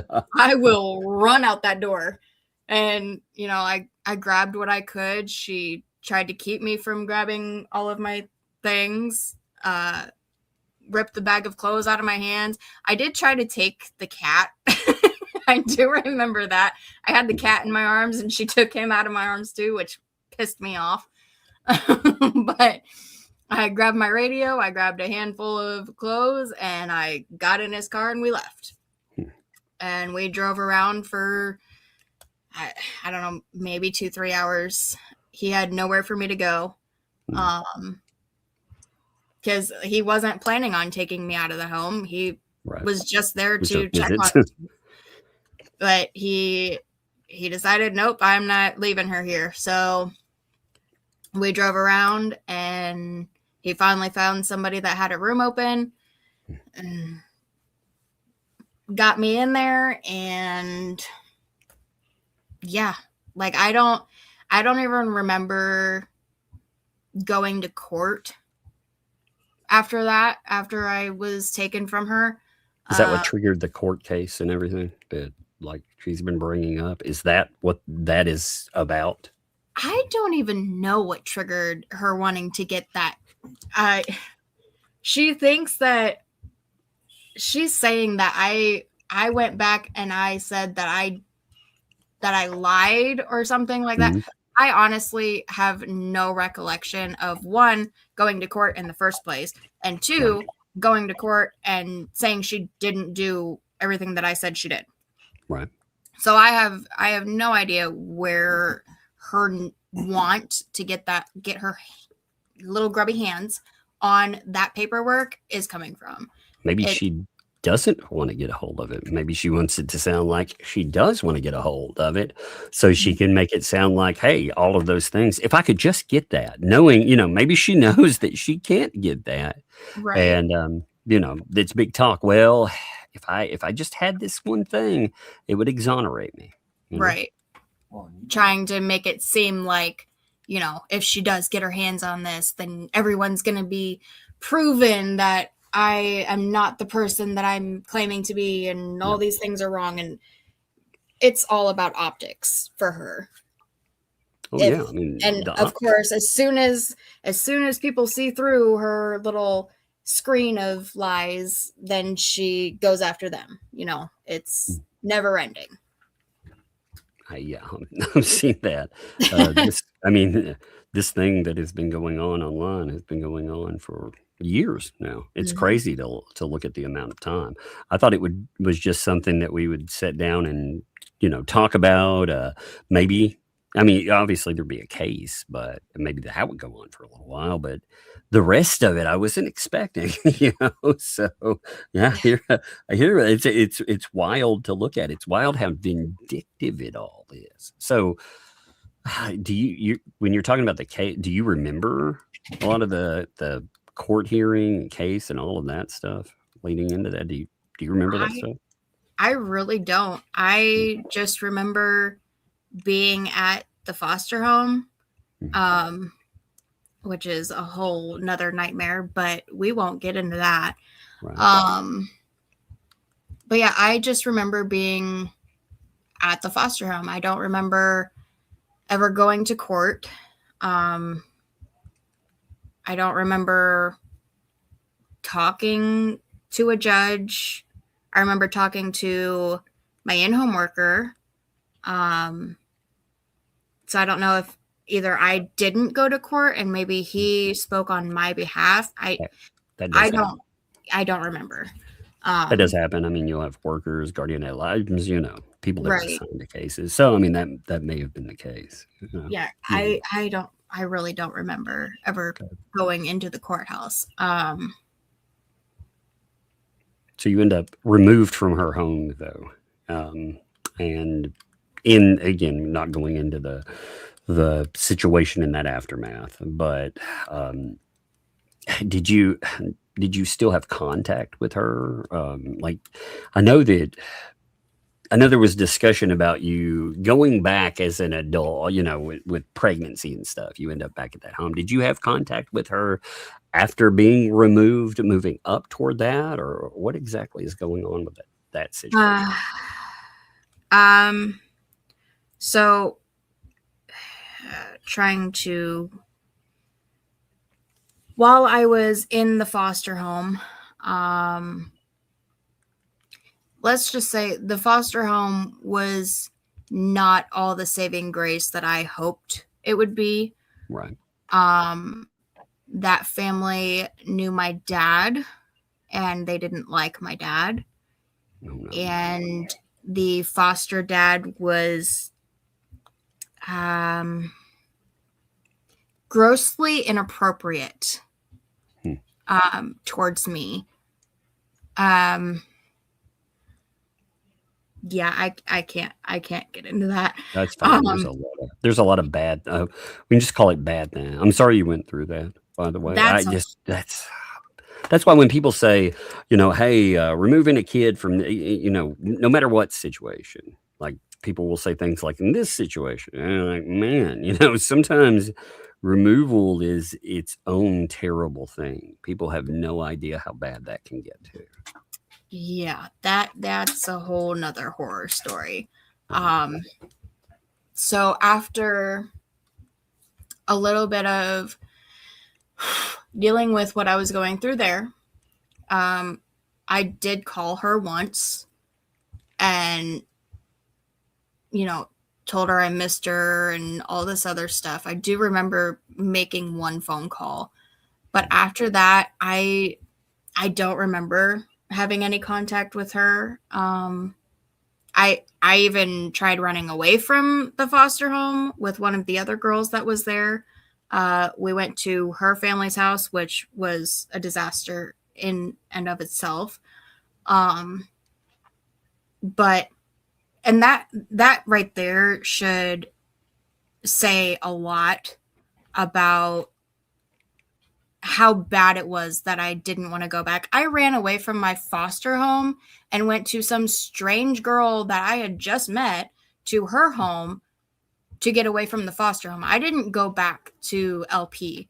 I didn't try to call LP because I did, in fact, get my hands on a phone and was able to call someone else for a ride. I didn't contact LP at all after I ran from the foster home.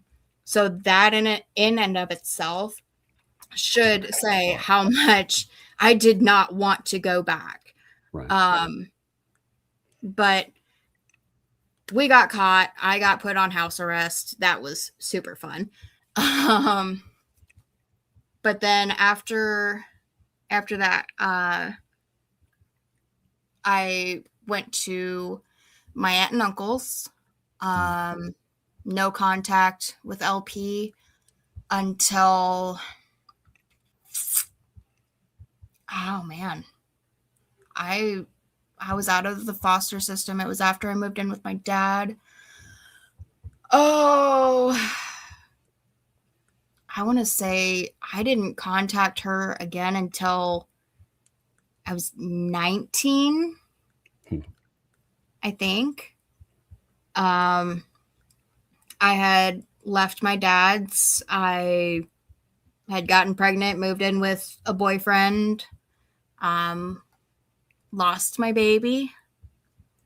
So I spiraled. I was drinking a lot and doing a lot of things I should not have been doing for my own mental health.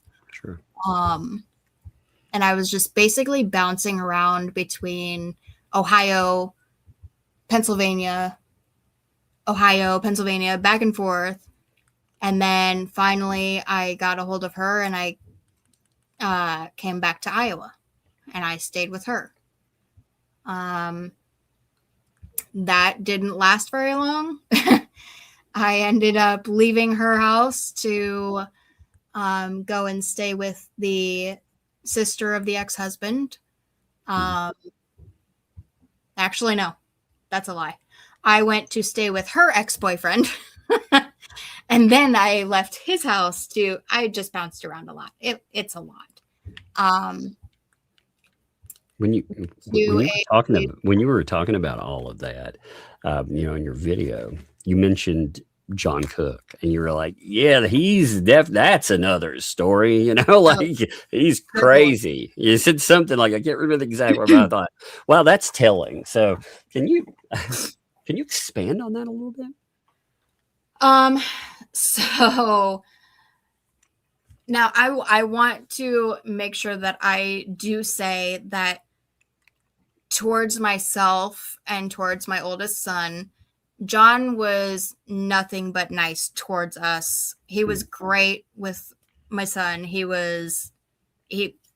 took on the grandpa role and, wanted to hang out with him and do fun things with him and stuff like that. He was never rude to me, he may have said some shitty things every once or twice, but Right. for the most part, he wasn't vile to me. However, when he would go from being super duper nice and, you know, laughing and having a good time to completely losing his ever loving mind and yelling and screaming, and they would start their fighting. He likes to tell people that he has connections to make people disappear. Oh God, he said, I've heard that myself. I've heard him like say that. Yeah. And talking about Hales, talking about Chicago and all of that stuff. Yeah. Yep. Oh Lord. So I and I don't know if there is any truth to any of that, but I do know he owned a bar with somebody, and with the brother, and whatever else, and they had connections, quote unquote connections. So yeah, I don't. It's just you gotta watch out for that one, because and I don't know what it is with that. Like her whole family is weird. They like to say that they have connections and gang affiliations and they can make people disappear. And okay, well, if that was the truth, I highly doubt you would be announcing it to the world. Right, exactly. Because if somebody does, in fact, you know, go bye-bye. Yeah, who you would be the are first they people going to looked look at. at? Yeah, exactly. So I honestly don't know how much truth any of that has, but yeah, he's just one you really kind of got to watch out for, because he can go from happy-go-lucky to woo-woo real quick. Now, LP accused him of some pretty horrendous things, and I noticed she's apparently, you know, like looking at her history, she's accused a lot of people of some pretty horrendous things. And you know, they're they're very, very bad things to be accused of. So I was curious if you had heard, you know, for other people being accused. I mean, you know, you've I'm sure heard her accuse people, or even, well, I mean, you've been around these people. First of all, do you think these accusations, do they have merit from anything you've ever observed? I'm not, you know, trying to put you in a hot spot there. I just, from seeing any of that behavior, or is she a false accuser? So from anything that I have observed, or the character of the people that she has accused that I know of,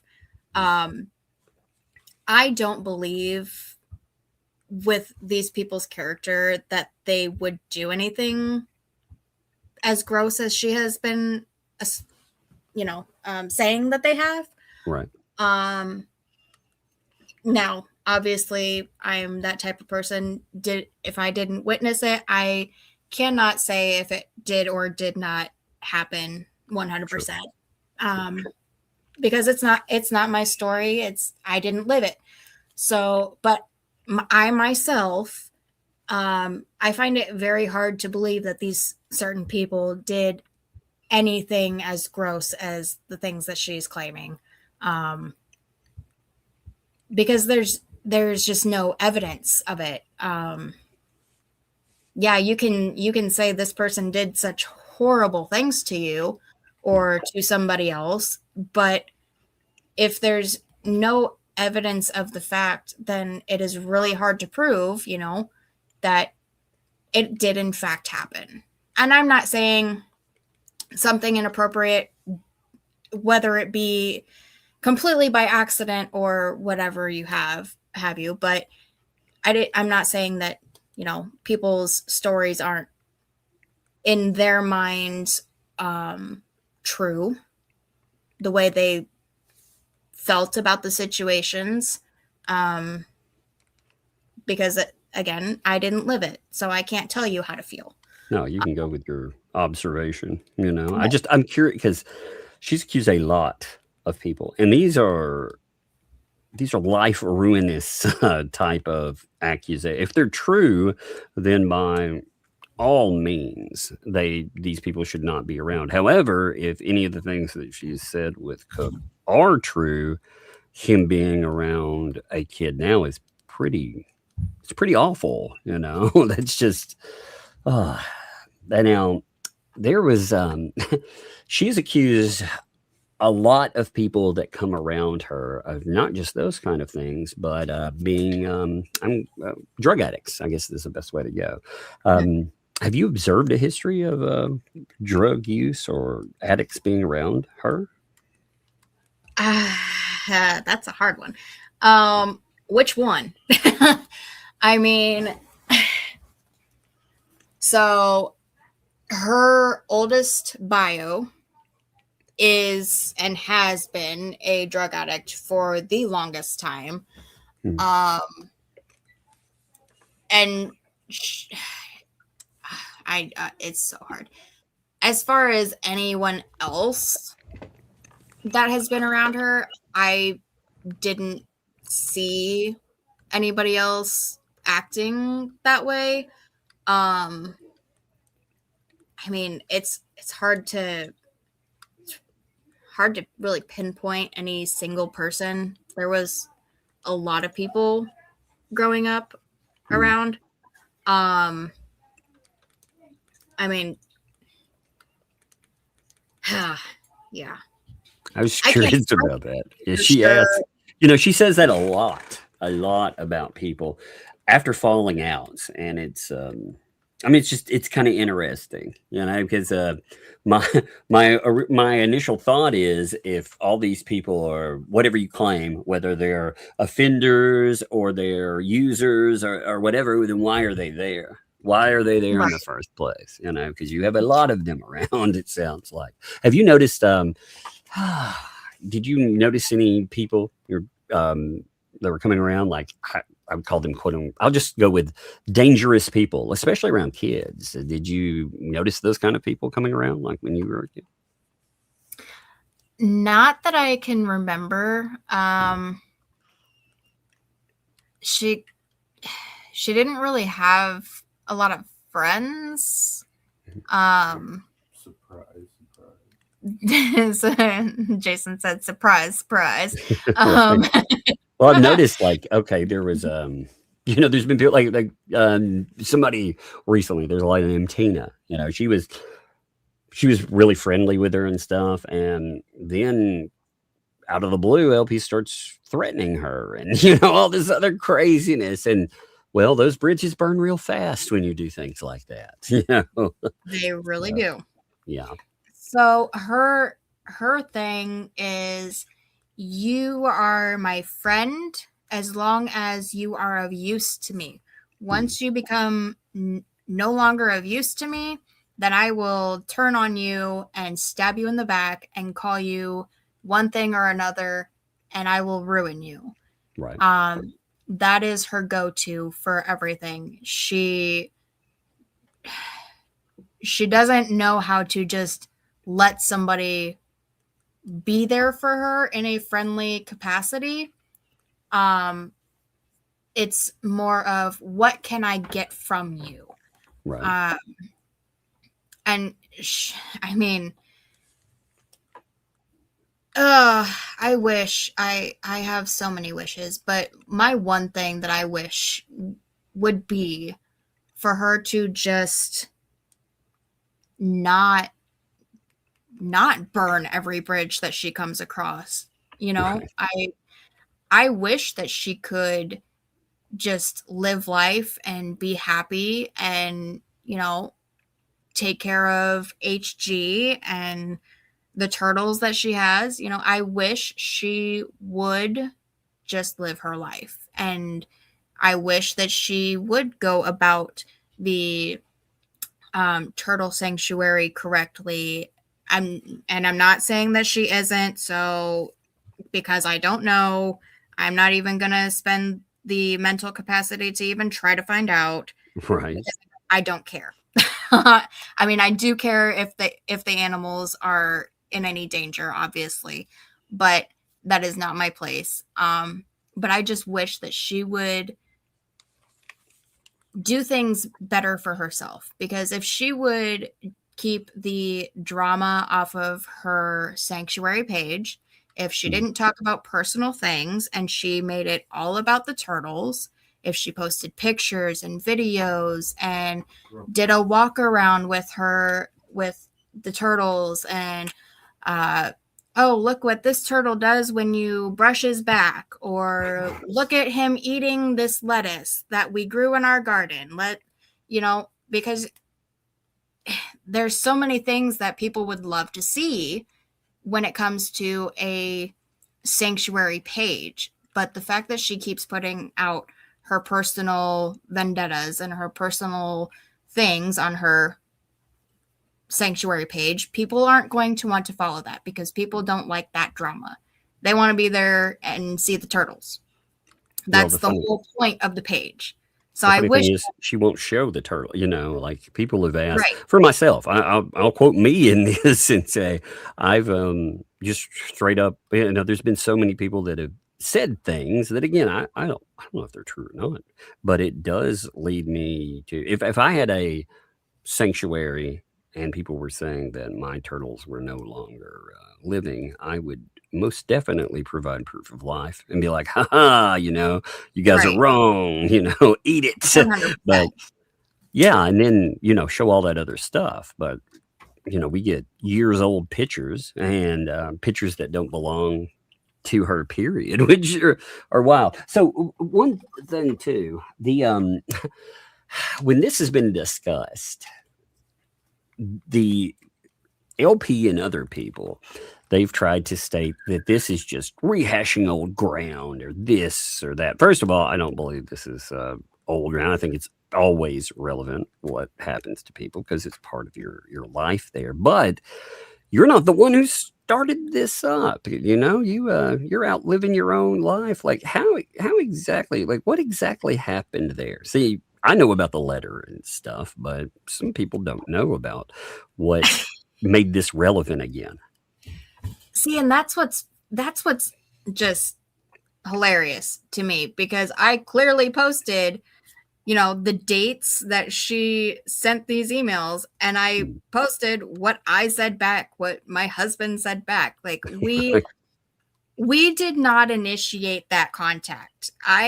When I made those videos 2 years ago, after I shut everything off on my notifications, I left all the pages I left every single one of those pages for my own mental health, because it was messing with me in ways that I do not care to admit. It was a lot for me, and for my own sanity and for my own mental health, and to be present for my kids and my husband. I said, I'm done.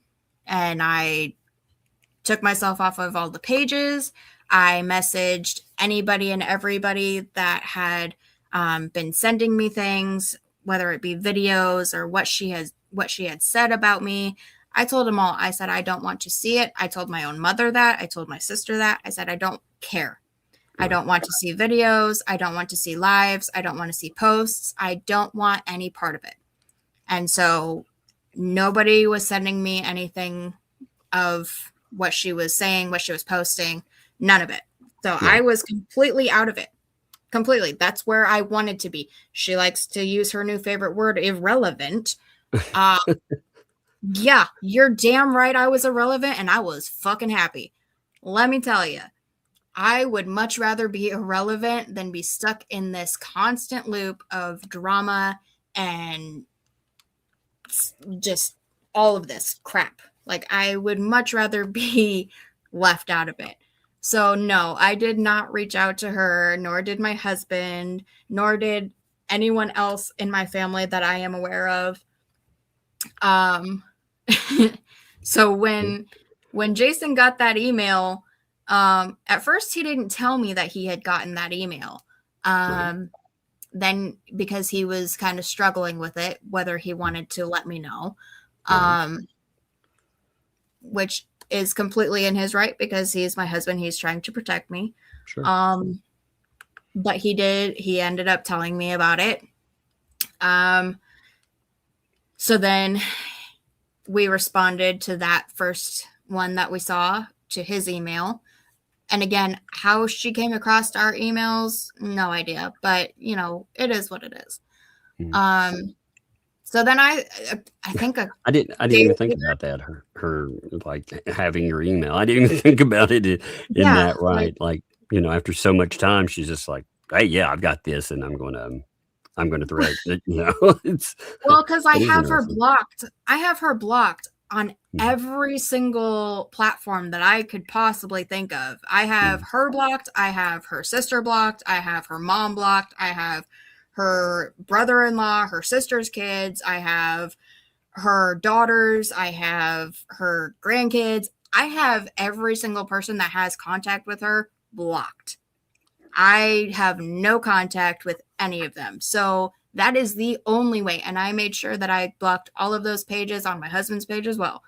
So there is no way in hell she could have contacted me any other way.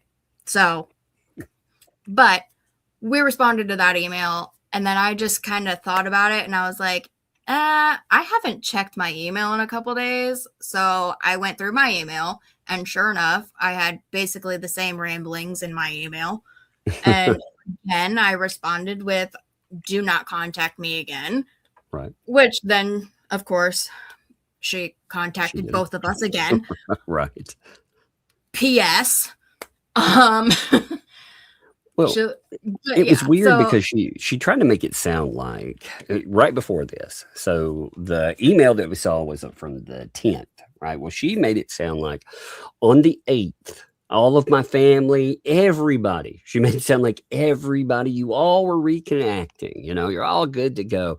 And in fact, the reason people like yourself, you were quiet wasn't because you'd moved on with your life. It's actually because you were terrified of people like Hales or myself or whomever, and you didn't speak because you were afraid that something horrible would happen. And then we find out that less than 2 days later, emails were arriving, you know, saying, take this down and threatening you.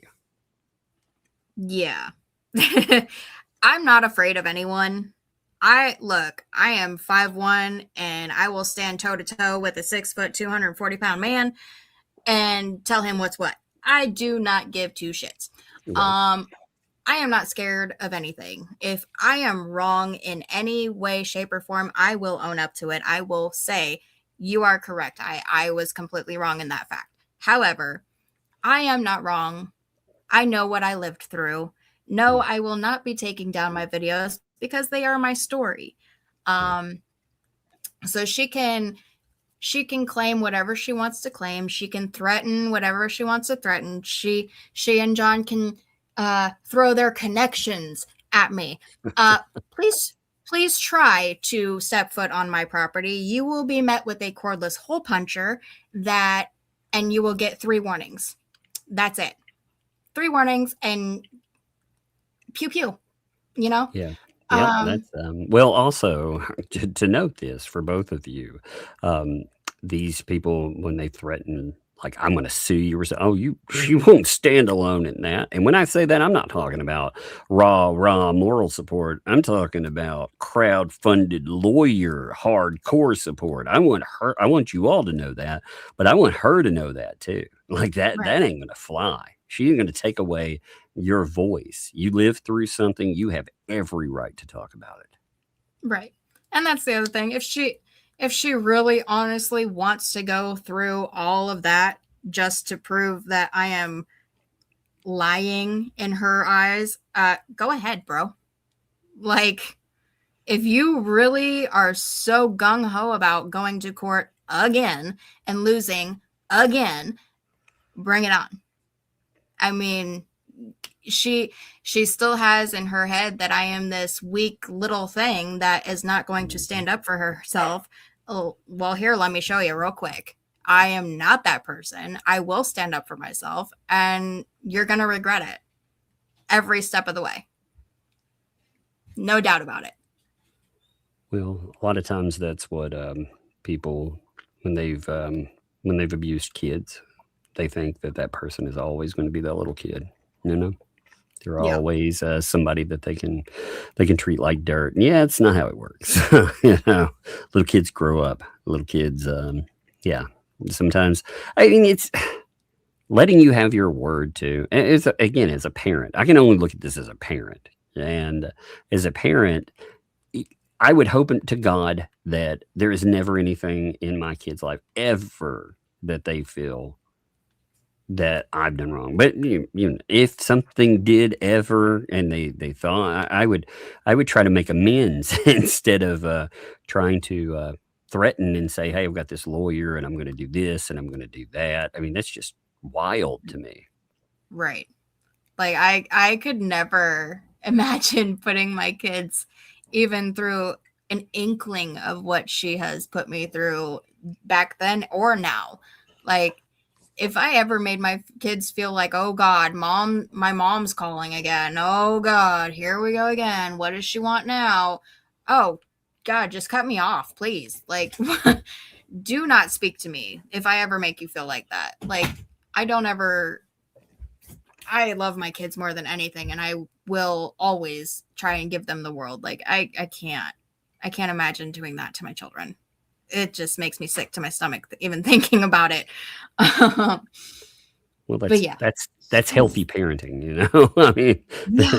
that's how most parents think. Most parents are like they don't view kids through their lens and say parenting is about me. You know, parenting it's about them, but it's also about us. You know, and yeah, most people don't see life like that.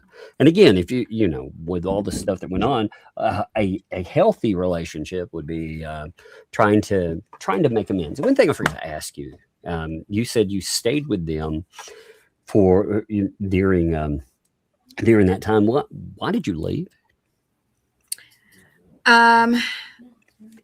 Do you mean like when I stayed there with my oldest?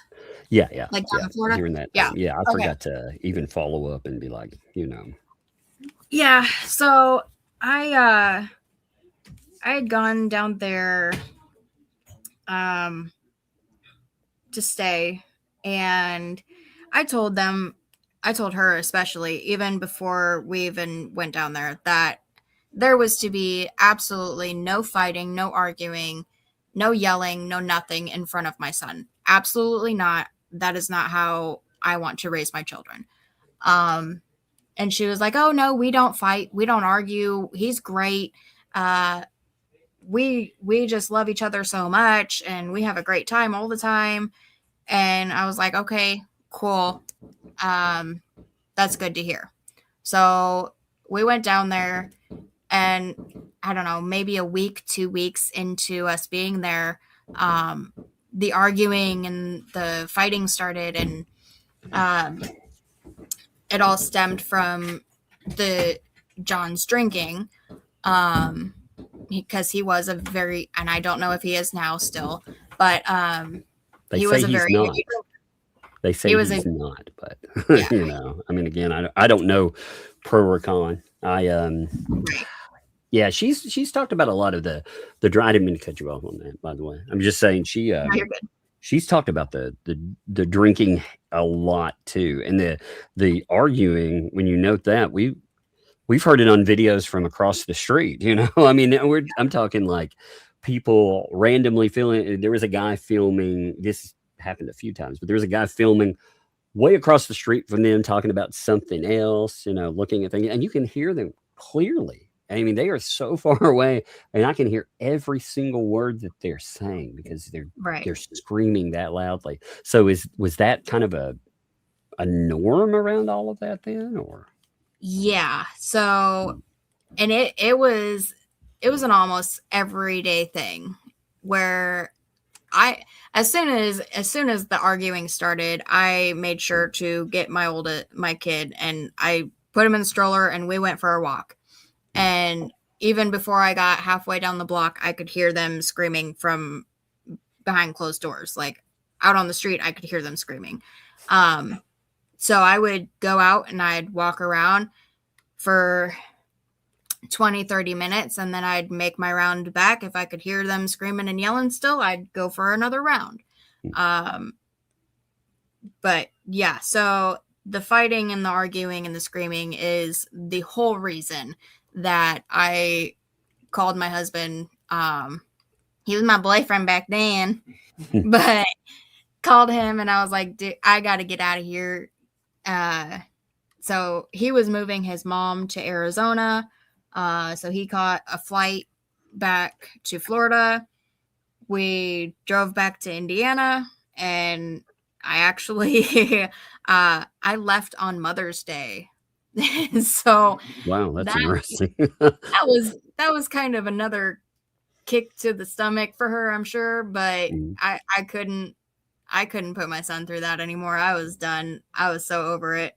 Well, you don't So yeah. need to be in situations like that either. If you're in a place where you're like, this is a nightmare. She says that the reason that you guys fell out is because one time I'm going to note initials for that. She said it's because of HG. She said essentially that's why. She's been putting that everywhere, by the way. I find that to be so gross, by the way, because she's Yeah. posting that, but she's also she's putting it in videos. We had like that one video. She took the video down. She put a 13-minute video out that was 90% about you, and we managed to recoup 4 minutes to 5 minutes of it. And I played that, but there was more. There was more of it too. But that's it, and along with the threats towards you, that's what she was saying, that you were lying about everything. The real reason that you had that was because of her.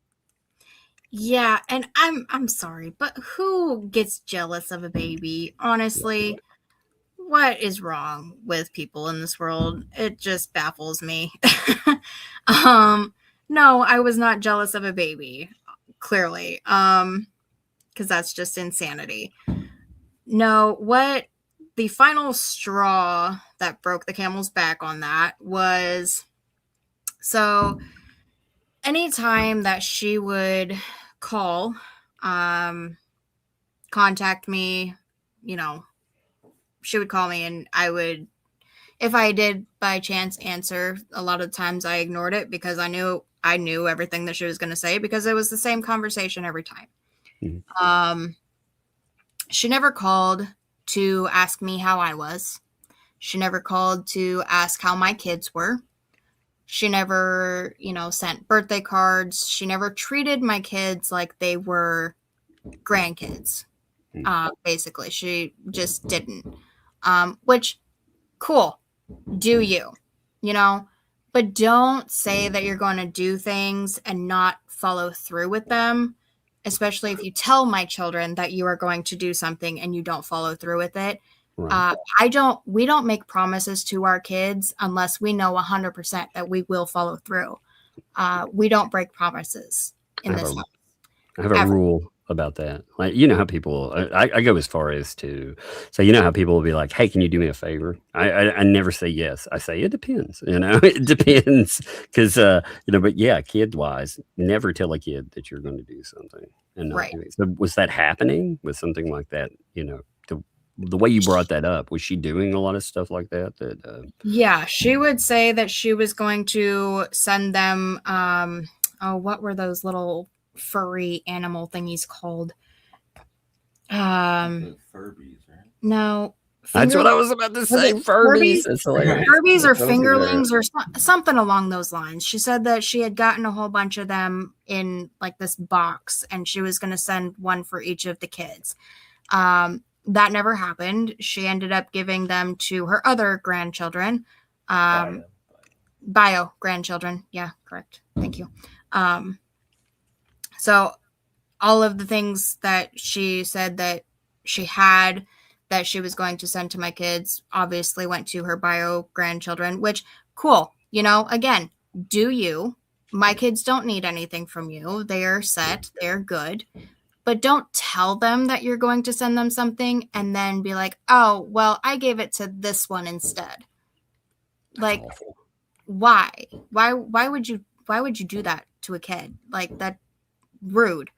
But she would call. That seems intentionally hurtful, and maybe that's not meant to hurt a kid. Maybe that's meant to hurt you. Right.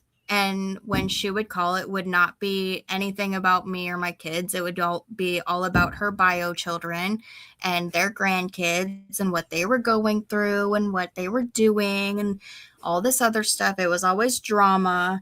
But so-and-so did this and so said that. And I can't believe that this person did this to me. And it was always something new. Well, not always something new. It was basically the same thing every time. So yeah, she never called to talk to me or my kids and, have an actual relationship with us.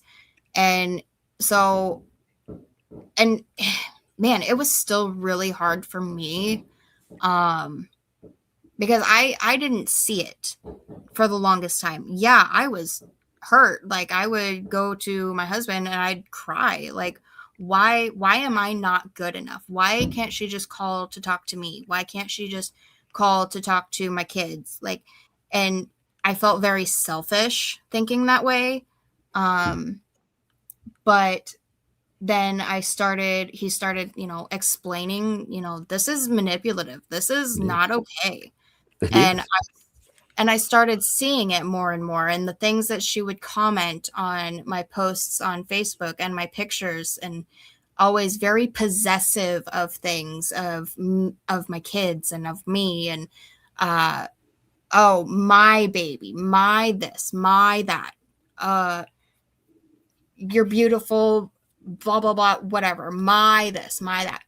So I started my eyes started opening to the fact that she was very manipulative and possessive. And I, started realizing that wasn't okay. It wasn't normal for a quote unquote mother to make you bawl your eyes out thinking that you're not good enough every time she called you. And it was every single time she called me that I would break into tears. Like, what is so wrong with me? Like, why am I not enough? Even when her other kids, her bio kids, decided they didn't want anything to do with her, I was still there. Like, I was there to be a sounding board. I was there to talk to her and talk her through things and, be an ear for her to vent to. Like, I just couldn't understand why I wasn't enough.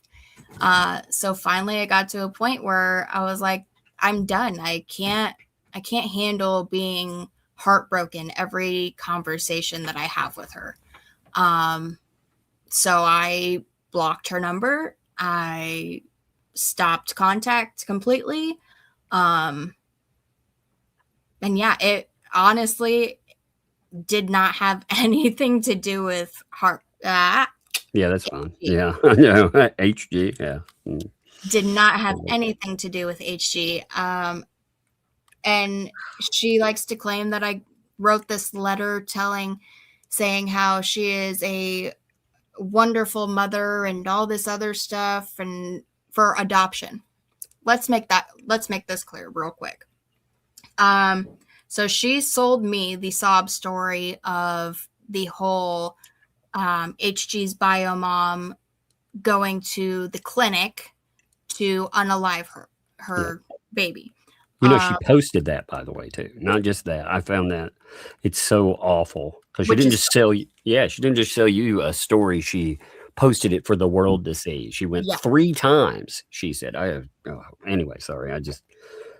So she sold me that whole sob story and was like, I'm going to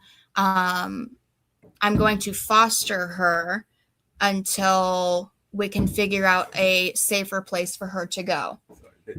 And sorry, I know the town is setting off fireworks. I apologize. I probably can't hear yours. I thought it was storming here. There's so many going off here, so it's all good. I kept thinking. People in the comments are saying they can hear them. So well, it's funny because like, can hear them. It's funny because I thought all day long, we've been cleaning and stuff, and the kids went to grandma's house today, and I kept thinking, man, it's been storming all day. I told somebody that earlier. It's been storming, and when I got on here, I heard the rapid fire fireworks starting, and I was like, Oh, yeah. man, how dumb of me, So, Oh, man. but anyway, you Yeah. were talking about that letter. I cut you off there. I'm sorry. It's okay. So yeah, she asked me to write a letter for her to foster this baby so until they figured out where she could go after that. I was very careful with that letter. I did write a letter. However, I did not say anything about her being a wonderful mother or a perfect mother or anything of the sort. I made sure that I kept any mention of her mothering style out of that letter. I'm pretty sure I don't even remember everything that I said in the letter. I don't think it was a very long one. I basically just said that it would be a good place for HG to go for the time being.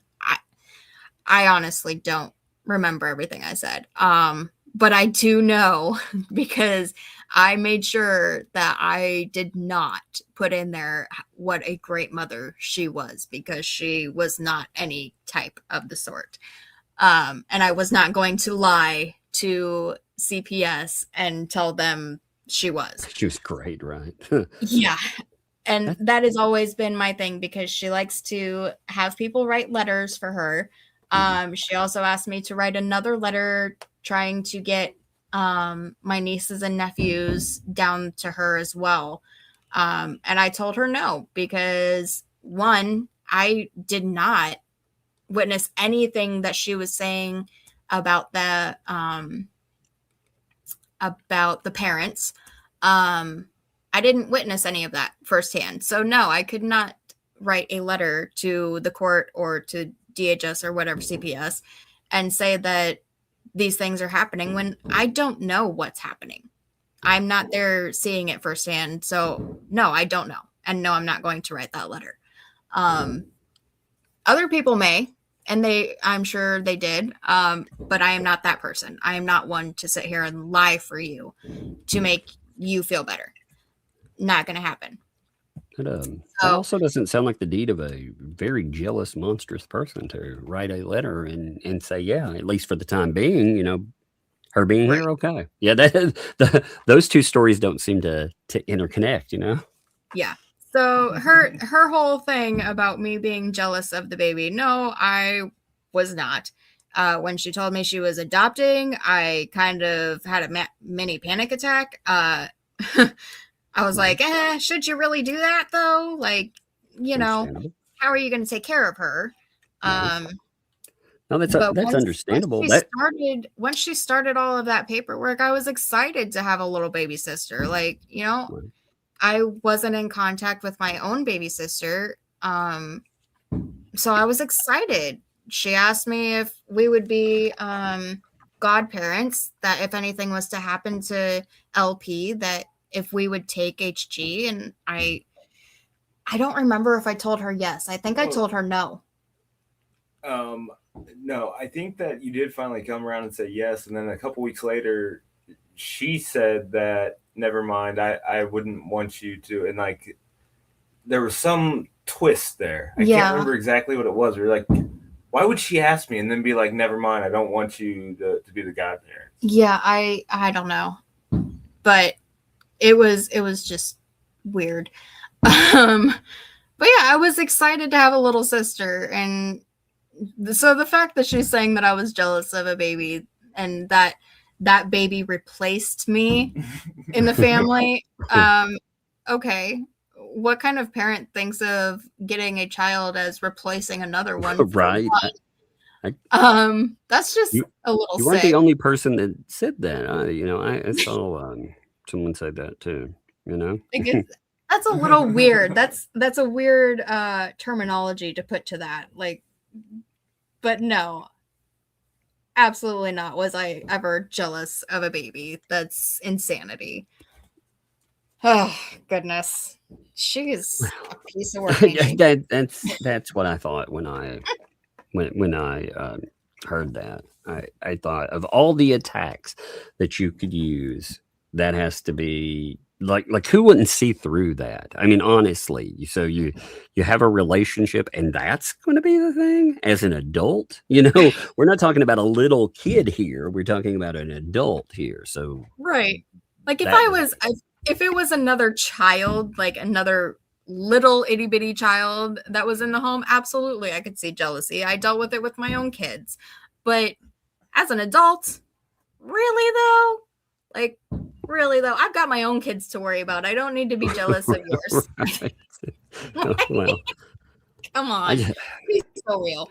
well, it's a strange thing to try to tell the world too, out of, again, a lot of this stuff. I feel like a lot of the things that she's said, whether it's about you or HG or whomever, I didn't need to know that, like you were talking about Right. the clinic thing, for example. I was like, I never should have, as an outsider, I should have never heard that. That is not, actually, to be honest, I don't Right. think that's LP's story to share, I think that, because that kid is one day potentially going to see that. Well, if she has any control over anything, that little girl will not see anything online for a very, very long time. I'm just gonna leave that there. Well, yeah. Like I said, I didn't have don't want access you to the guys. internet until I was in high school. We used it in high school. Have any other people tried to bother you besides with LP? I know LP wrote. Has anyone else tried to interject or bother you guys that's been attached to that crazy? One of her bios children did try to reach out through my sister, or to me through my sister, and my sister told her absolutely not. So I'll just say this. Lindsay will always be my sister. Her and I are not speaking because of everything that has happened, because of the fact that she, to my knowledge, is still in contact with LP. So I will not have anyone that has contact with her in my life. It broke my heart having to do that because, like, she's my sister. She's been my sister since I was little. She will always be my sister, and I will always love her. And her children are my nieces and nephews, and I love them more than words can say. But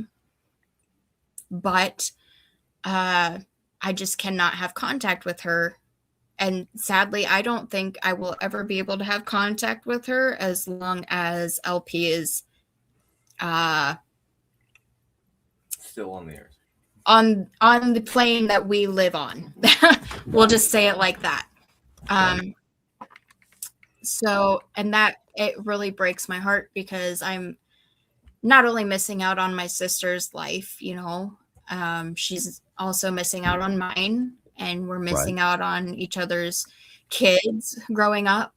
I'm missing out on my nephew and his baby growing up. Ugh.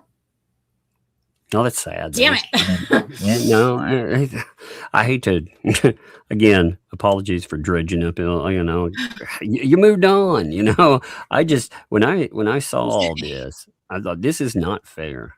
It's not fair because, again, if you want to be online, you should be online, talking about your life or, chickens or whatever the hell you want to talk about. But, this wasn't the thing. And for other people to force you into that conversation is so unfair.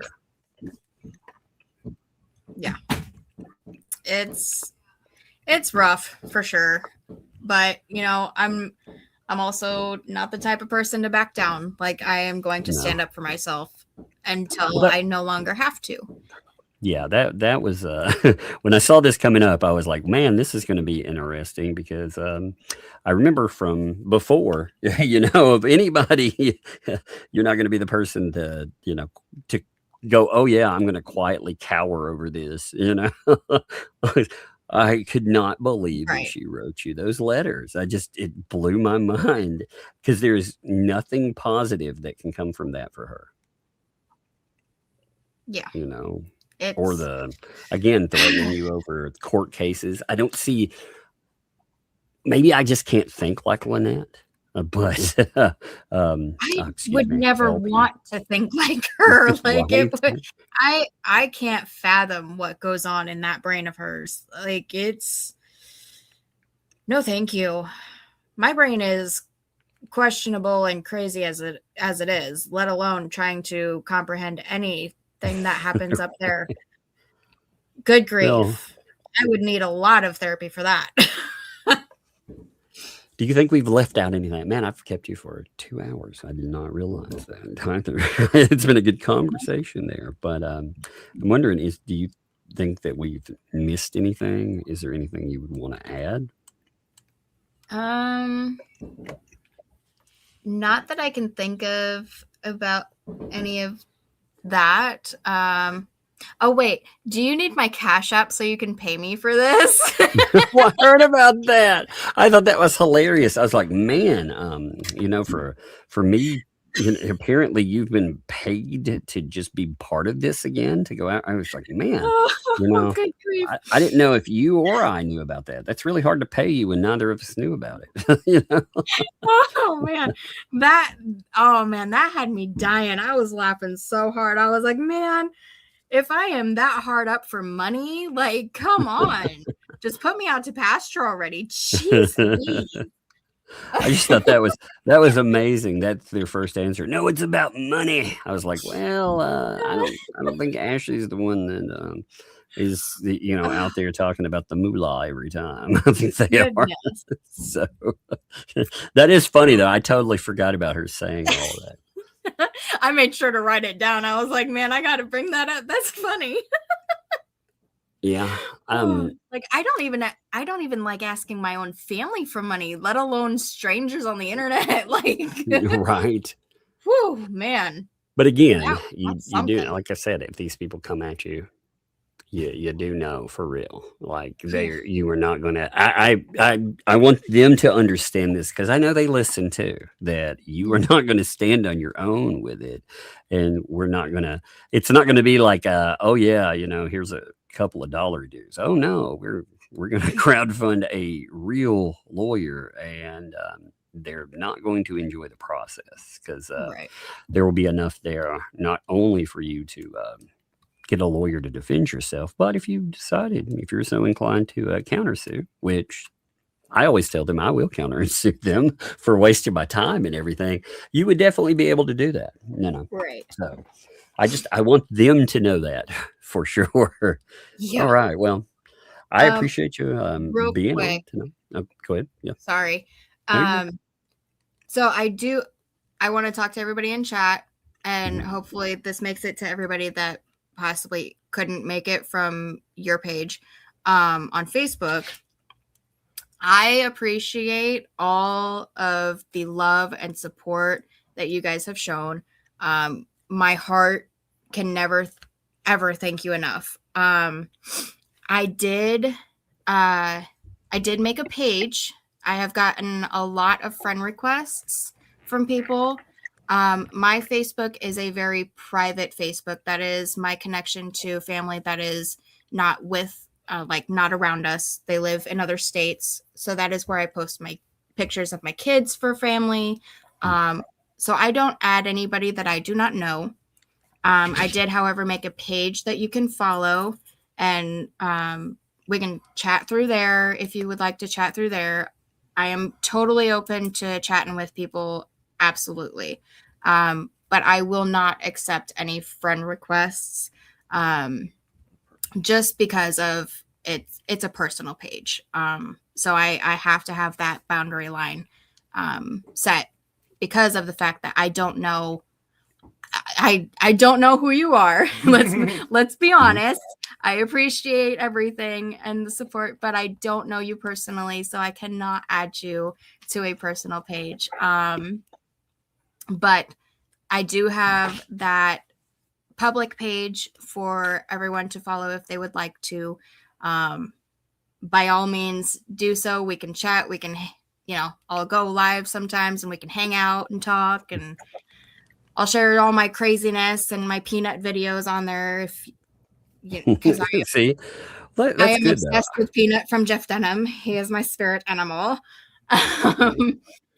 But yeah, so I just wanted to put that out there. I appreciate the friend requests. I really do. I will not accept them. So Well, you're just you're a person that gets pulled into crazy. It's not like you're a podcaster or anything like.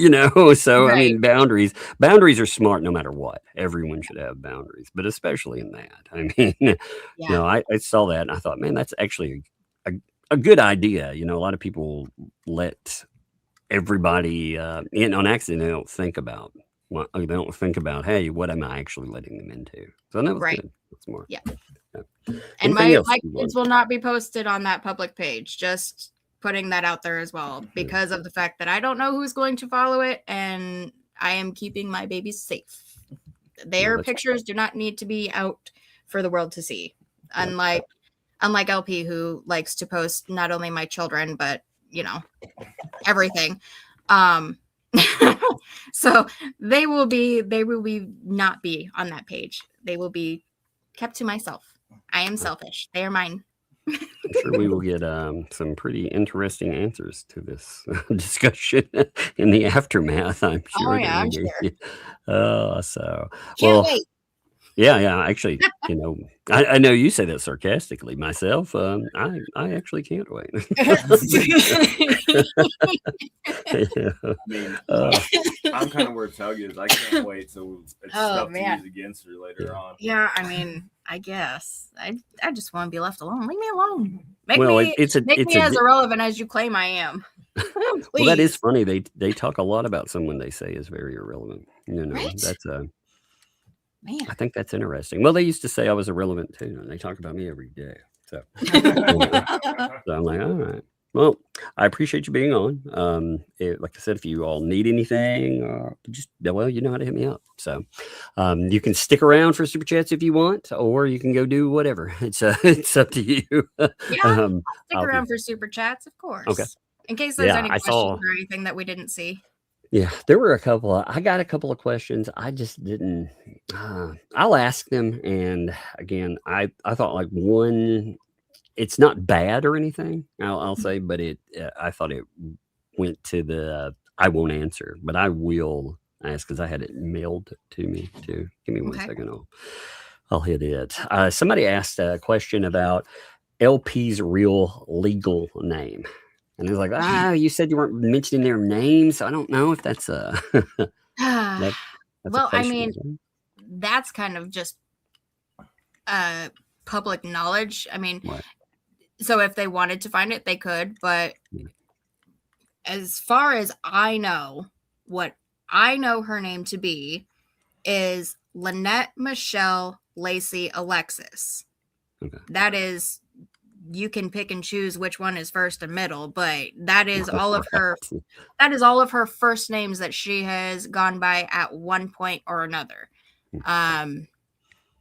As far as what her legal name is right now, I have no idea. She does have all of those names as legal names on her, all of her documentation. So she actually went to court and got all of that done. So she can legally use any name she wants to use. And as far as the last name, you make your pick. It's wild and legally confusing, That is very legally, and maybe that's the point. I don't know. Again, I'm not saying that is, but usually when people have a million and one names, legally that does cause some interesting confusion. It's hard to track people down. Also, there was a question about states that she has lived in, and we know some of the states that she has been in. What do you know of? Like states that she's actually, like when you were with her, what states did you all reside in? Let's see. There was, well, obviously Iowa, Florida, We were in Missouri, but not for long. I can't remember if we lived in Minnesota or if we would just visited there a lot, but I know at some point she did live in Minnesota. But as far as anywhere else she's been, I have no clue. I think she was born in California, if I remember correctly. California or one of the Carolinas. I don't remember exactly which one. It was one of the C's. Right. But yeah, as far as anywhere else, I'm sure she's been a million places that I haven't even thought of. So not to mention all of her overseas places that she went to. Yeah, I remember a couple of them have come up in certain tales. So Germany. Yes, Germany is the one that comes up a lot, actually. Yeah. In discussions. Yeah. Man, she's fascinating to watch as an outsider. Again, I would hate to deal with her from the inside, like you guys. I feel bad for anybody that's had to do with it, but from the outside, it's like, wow, this is craziness. It really is. Yeah. All right. I'm gonna go through. I'll hit gifted memberships in here too. So LSC, I'll pull them up the screen. Jaguar, thank you. Drop 5 gifted memberships. That's awesome of you. Thank you. Tizzy, what's up, Tizzy? Thank you for the 5 giftos as well. Thank you. Appreciate you. Janice dropped 5 giftos too. 15 giftos. That's awesome. Right there in a row. Max Lab, thank you for the super chat too. Good to see you, bud. 2012, thanks for the 5. Tug, advice for dealing from crazy. Don't get, this is what I always say with it. I monetize hate. Anybody who wants, I don't care who they are. Like, if they proceed, if she keeps aiming at you, you don't get mad. You monetize. That's So if she wants some, that's the way to go. If she keeps going after you, I realize like you've been doing your thing, but the one thing that really shuts down people they hate seeing is you not only being happy, but you making money off of them. That enrages, especially abusive people. That really enrages them, and it feels good.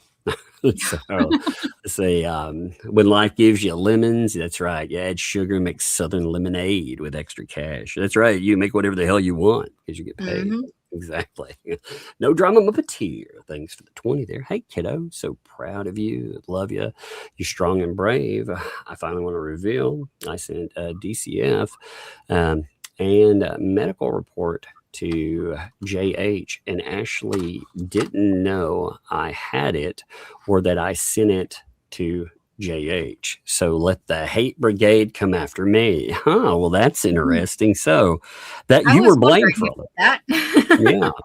So you got blamed for so many different things. I mean, it was, I saw the communications with, sisters of yourself, including some pretty crazy ones that I'd forgotten about from 2014 that were, some of the things that she said, and, that she's tried to get other people to come after you for. That's the crazy thing. She's, she's said, well, it had to be Ashley that did this or did that. Therefore, family, let's ostracize her. And that's, wow, I guess she won't be apologizing, although she should. Right. She does owe you an apology for that because you didn't do it, Yeah, none of those documents that were sent to JH were ever sent by me. I myself don't even have copies of those documents. So good try with that one. No, you said that you don't even remember half the, like, if you were trying to weaponize all of that stuff, you would have every aspect of that case, in memory and everything else, right. So I think you not knowing about a lot of that is actually very telling too. Yeah. It just shoots her narrative down real fast. So thanks for the 5 there. Ashley is sending you much love for someone who had a violent and abusive mother too. You, like myself, try to be everything she wasn't. Yeah. 100%. Parents when parents get over something like that. That's one of the things. You see people, some people can't let it go either, and that's understandable too. But the people who can, oftentimes they become the thing. Like you said that yourself, striving to be what she wasn't, and that's great. As a parent, that's it's good that you're cognizant of that, because well, you know who you need to be. Let's Yeah. see, 2012. Thanks for the 5. You mentioned your education was affected. How did you overcome that? And what advice would you give HG to help with challenges as she grows up? Oh man, that's a hard one. It's not really hard. It's just a little embarrassing for myself.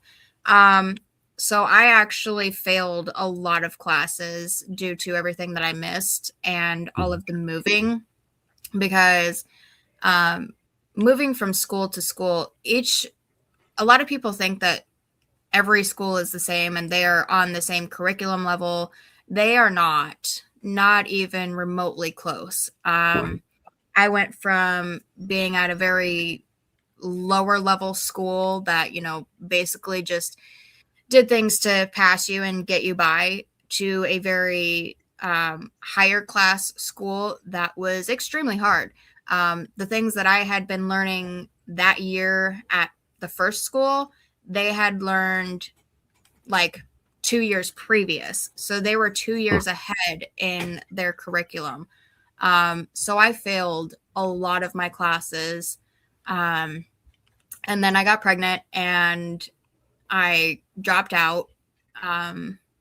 But as far as when HG gets older, I would really recommend her reaching out to anyone that is willing to help, whether it be she get her GED or, goes to classes to get the education that she wants. And anyone that does reach out, I hope she just, grabs on and really takes everything that they are offering, and not feel ashamed of not knowing certain things. Like me, I am horrible at math. And sometimes I feel really dumb. Like I sit here and I'm like, man, my kids are better at math than my youngest is better at math than I am. I'm like, man, this should not be a thing. But I give myself grace, and it's hard to overcome that and kind of realize, I was kind of screwed out of getting a good education. And if I had stayed in one school and gotten the education I was supposed to, I probably would have been pretty smart. Like, I could have done the simple things at least. Sure. But yeah, I hope that when she grows up, she does, she is able to further her education and her knowledge the way that she wants to. And she accepts the help when it comes to her, because that's one thing that I didn't do, is accept help. When it came to learning things, it took me a long time to accept any type of help. So yeah, I just hope she does. I think it's going to be unfortunate when she gets older, from a lot of the stuff that we have seen online. And again, LP blames other people for all of that, but some of the posts she herself has put up, I was like, I would never say that about my kid. If it were true, I would never say that about my kid ever. There would be not one human being would know these things, Right. Like, you never tell a kid they were ever unwanted, even. But I guess that shows a little glimpse into mindset too, because when you say that kind of post is about the person posting it. It's not about the child. So yeah, I thought that was good advice, by the way, 2012. And thank you for the question, man. Hey, something to bark about. Drop 10 giftos there. Thank you, something to bark about. And your channel right there at 1,000 subscribers. Gonna get there. That's gonna be great. I feel it. Oh man, Saints fan. Thanks for the two. Can I get a birthday song for my hubby? Indeed. Hey, I'm gonna bust out a birthday song. If yep, I love them. Actually, love to be able to. It will mute you, but if you want to unmute, sing along, whatever, that's up to you. It automatically mutes us until I am it's not after. singing. Well, I'm not going to say I sing well with it, but I definitely sing along. Here we go. Happy birthday from Hubby, all from all of of us to you. Happy birthday. May all your dreams come true. Happy birthday. Happy birthday. We love to have you here. Happy birthday. Here's to Here's to a another million year. healthy birthdays. That's right. Happy birthday to you.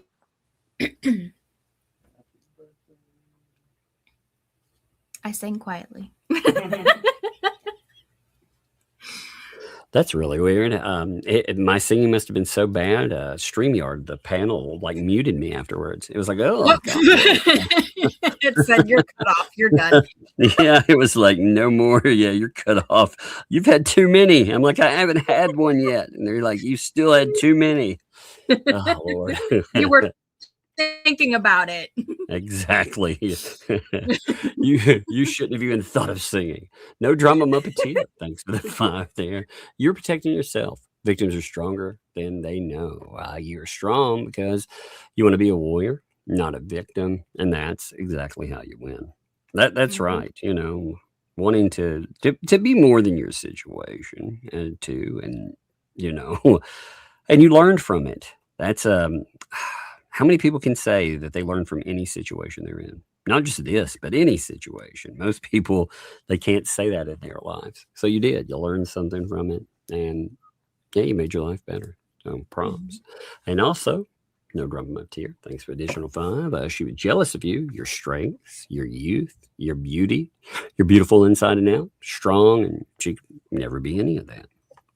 Well, jealousy is. Do you think some of it's jealousy? Do you think that's what some of that comes from? Do you think it's crazy? I mean, So funny little story. Jason and I, we were on TikTok and we did a little video. It was basically just showing how attracted we were to each other. You know, Mm. I'm sorry, my husband is gorgeous to me. He's everything I've ever wanted. So yeah, I posted a video of us being attracted to each other, in love, whatever. And she lost her mind. Like, she's like, that is disgusting. That should not be posted for everyone to see. That's supposed to stay private. I was like, no. I'm gonna post it because I want to, and because I love to share that I am absolutely infatuated with this man. Like, how dare you love your husband? Gross. why wouldn't I want to share that? You know, How dare you be attracted to your husband that you're married to? especially on a platform where I was constantly getting messages from men, you know, Right. like, no, I'm going to put out there that I am happily married and that I love my husband more than anything. Thank you very much. I cannot imagine being a female on there. Even I sometimes get weird male pics, and they're It very is. creepy. I'm like, why are you sending me that? What are you trying to say? Oh, man. They are ruthless on there, man. Oh, they are very. I think there's a lot of very lonely people out there. You know, I was like, yeah, many things I want to receive in my day, but not that. You know, not that. Thank you, Blue Eyes, by the way. I appreciate you, my friend. Thank you for 10 giftos. That's awesome, man. Thank you. 2012. Thanks for the 2 there. A track crazy. Yeah, welcome to Doug's family. We heard you. That's true. There is some crazy, but it's goodwill crazy. So it's that's a little different. We do have a little crazy though. Also, let's see. Rest in B face. Thanks for the 2. Wonderful to see Ashley thrive. That's so very strong. Yeah, from our conversations, like from 1 to the 2 years ago, basically, to now, it has been good. Like the updates for it, like seeing you, become the person you want to be and be happy in life, despite someone clearly doing their best, you know, not to let you have that thing. That's amazing. A lot of people are proud of you for that. They are very proud to hear that. Let's see, McDeb, thanks for the 2. Look at yearbooks from that school. I didn't even think about that. Oh, that's true. Yeah, if you wanted to know your friend, yeah, a lot of those might even be posted online these days. Yeah, I might have to do that. Yeah, I mean that's, it is interesting though. Like you don't a lot of times remember names. You don't remember the names of people, even with as much went on. Lord, and I say, well, I hate that I don't remember. Well, you know what? You had a lot going on. So Yeah. let's see. Stats, thanks for the 2. Ashley, LP yells, high decibels. Had your ears checked? Yeah, have you ever had your ears checked from her things? Man, nails on a chalkboard. I can't. It's so bad. It gives me nightmares just hearing it now. Like her voice is just, yeah, I can't. But no, my ears are good. I'm good there. Whatever. You have selective hearing with me. Okay, selective hearing is different. I choose what I want to hear. Well, I'm like that sometimes. Like, I didn't hear that. I didn't hear you. Yeah. 2012, thanks for the 2 there. Oh, actually, what's interesting too, she said that the little one is she has a lot of problems with loud sounds. She said she's now autistic, and that she has problems with loud sounds. And I kept thinking, man, that's the worst environment in the world for her then, Yeah, Right? no kidding. That's just crazy. I Wow. mean, shoot, So I'm an adult and I still have issues with loud sounds and a lot of sounds at once. Like I get overstimulated. I just can't. I'm not autistic. I would never claim to be autistic because I'm not. Right. I just get overwhelmed with a lot of things. Like if my kids are talking all at once and the TV is going on in the background and somebody asks me a question, I like completely shut down. I can't even, it's just my brain's like, nope, not happening. So if HG is having issues with loud sounds, LP's the problem. Like there's no question about it, especially if there's nobody else around her other than HB or LP and JC. If those are the only 2 people around her 90 to 100% of the time, look at yourself. You're the problem. Indeed. Well, when I heard that, I thought, my Lord, you've got to be kidding me. 2012, thanks for the 2. HG is not near any mandatory reporters. That is sad. Yeah, well, again, there's just a lot of sad things within all of this mess. 2012, it asked about the turtles, about the health of animals. You said, you don't know about any of that. So you did answer that. Thank you. Travis, thanks for the 33 months. Tongue, I've done some dirty shit in my life and a bunch of pills, rugs. Thankfully, clean now. I never said I'm going to off somebody. Just did it.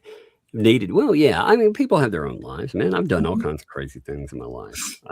I've never threatened to off family members or anything, weird or crazy like that before. Never done it. Yeah.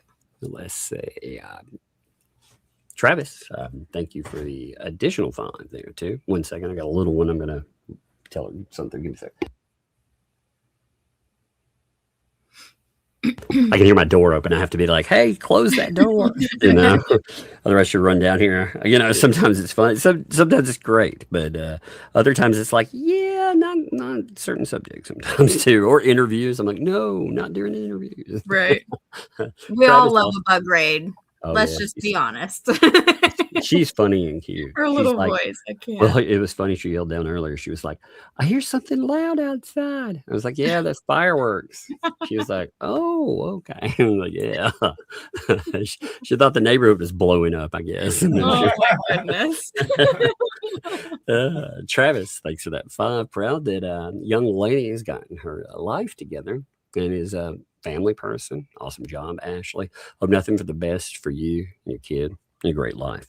Indeed. I think everybody has been saying that too. It's been, again, there are some crazy people out there, a few of them do line up with LP and her crazy, but by and large, most people will see it as what it is. And even if they do, I notice these people are really, some of them are afraid to really get into that convo with you because you're stationed in a way you know who that person is, and maybe arguing with you about that isn't the best choice there. They can try. Yeah, but it is funny though. I saw some of them saying things like, they were contradictory in it. They were like, "Yeah, I should know the real story about what happened. I've seen the documents." And then they were like, "Well, once she gets there," I was like, "Wait a minute, you haven't seen the documents because apparently LP doesn't have them." So, yeah, there's no way you saw any documents. Sorry about your luck. Mary, what's up, Mary? Thanks for the 2. Hashtag Team Ashley. Happy 4th, y'all. Well, happy 4th to you too. Appreciate you.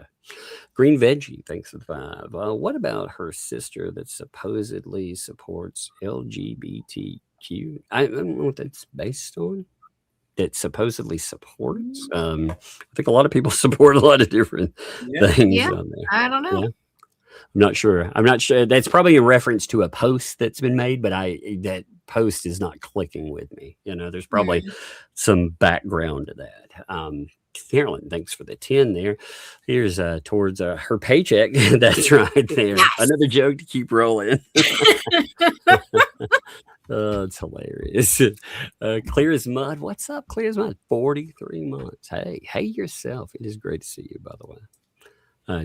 Jack's mom, thanks for the 5 there. Ashley, to the best of your knowledge, has she ever gone primarily by the name Michelle? Like she tries to, yeah, she claims that's pretty much the name I've always stuck to. All these other names or nicknames or whatever has she, to the best of your knowledge, has that been her primary name that she goes with? So I know that her mom and her sister have always called her Michelle or Lynette, one of those 2 names. I don't remember if she's ever gone by it anywhere we've lived. I mainly remember either Lacey or Lynette. Like those were the 2 that I grew up with. So yeah, I don't remember her using Michelle with anybody that wasn't her family. You also probably never really thought that would be a relevant thing in a conversation. I know, like, well, a lot of people wonder about, again, the thing that, like for myself, if somebody has an army of aliases, there's usually a reason for that, and that's, I think, where people are coming from. They're asking, why are there so many aliases? But beyond, Mary's again, 37, when looked up names, 37 aliases came up. Yeah, that was quite wild. And that really, that struck me and struck, I'm sure, a lot of people too.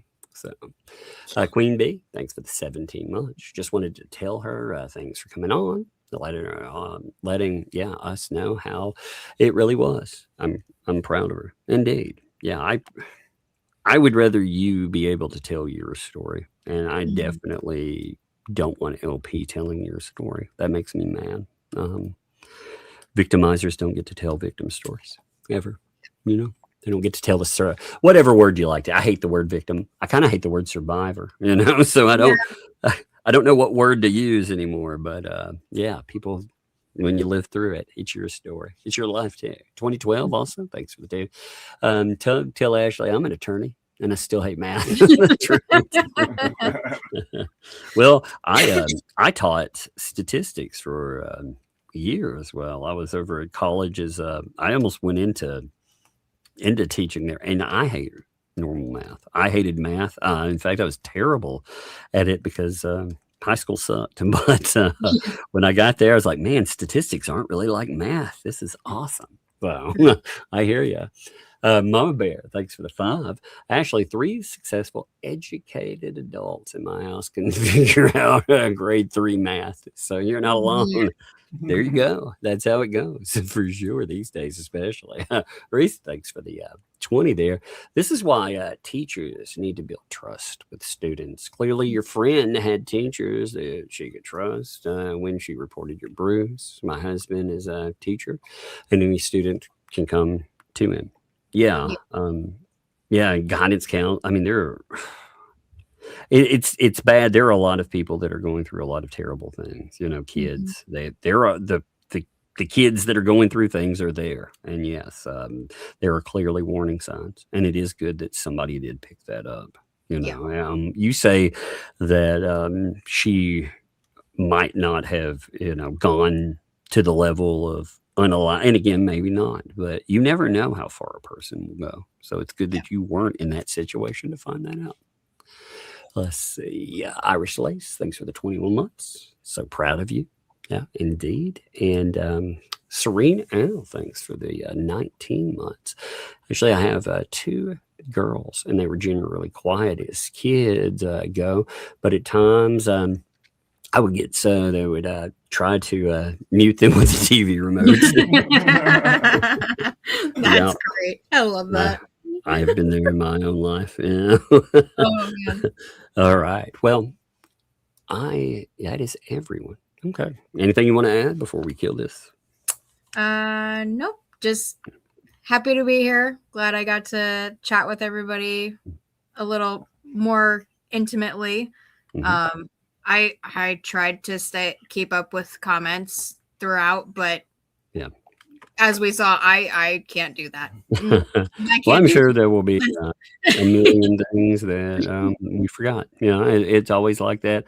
And I'm sure afterwards I will be like, man, I should ask this. I'm sure you'll think of something being like, well, but it's not like, there's not a place to ever answer anything else. So right. Anyway, folks, yeah, I will see you all tomorrow. And happy 4th of July. We're kicking over on it. All right. See you, folks. Bye.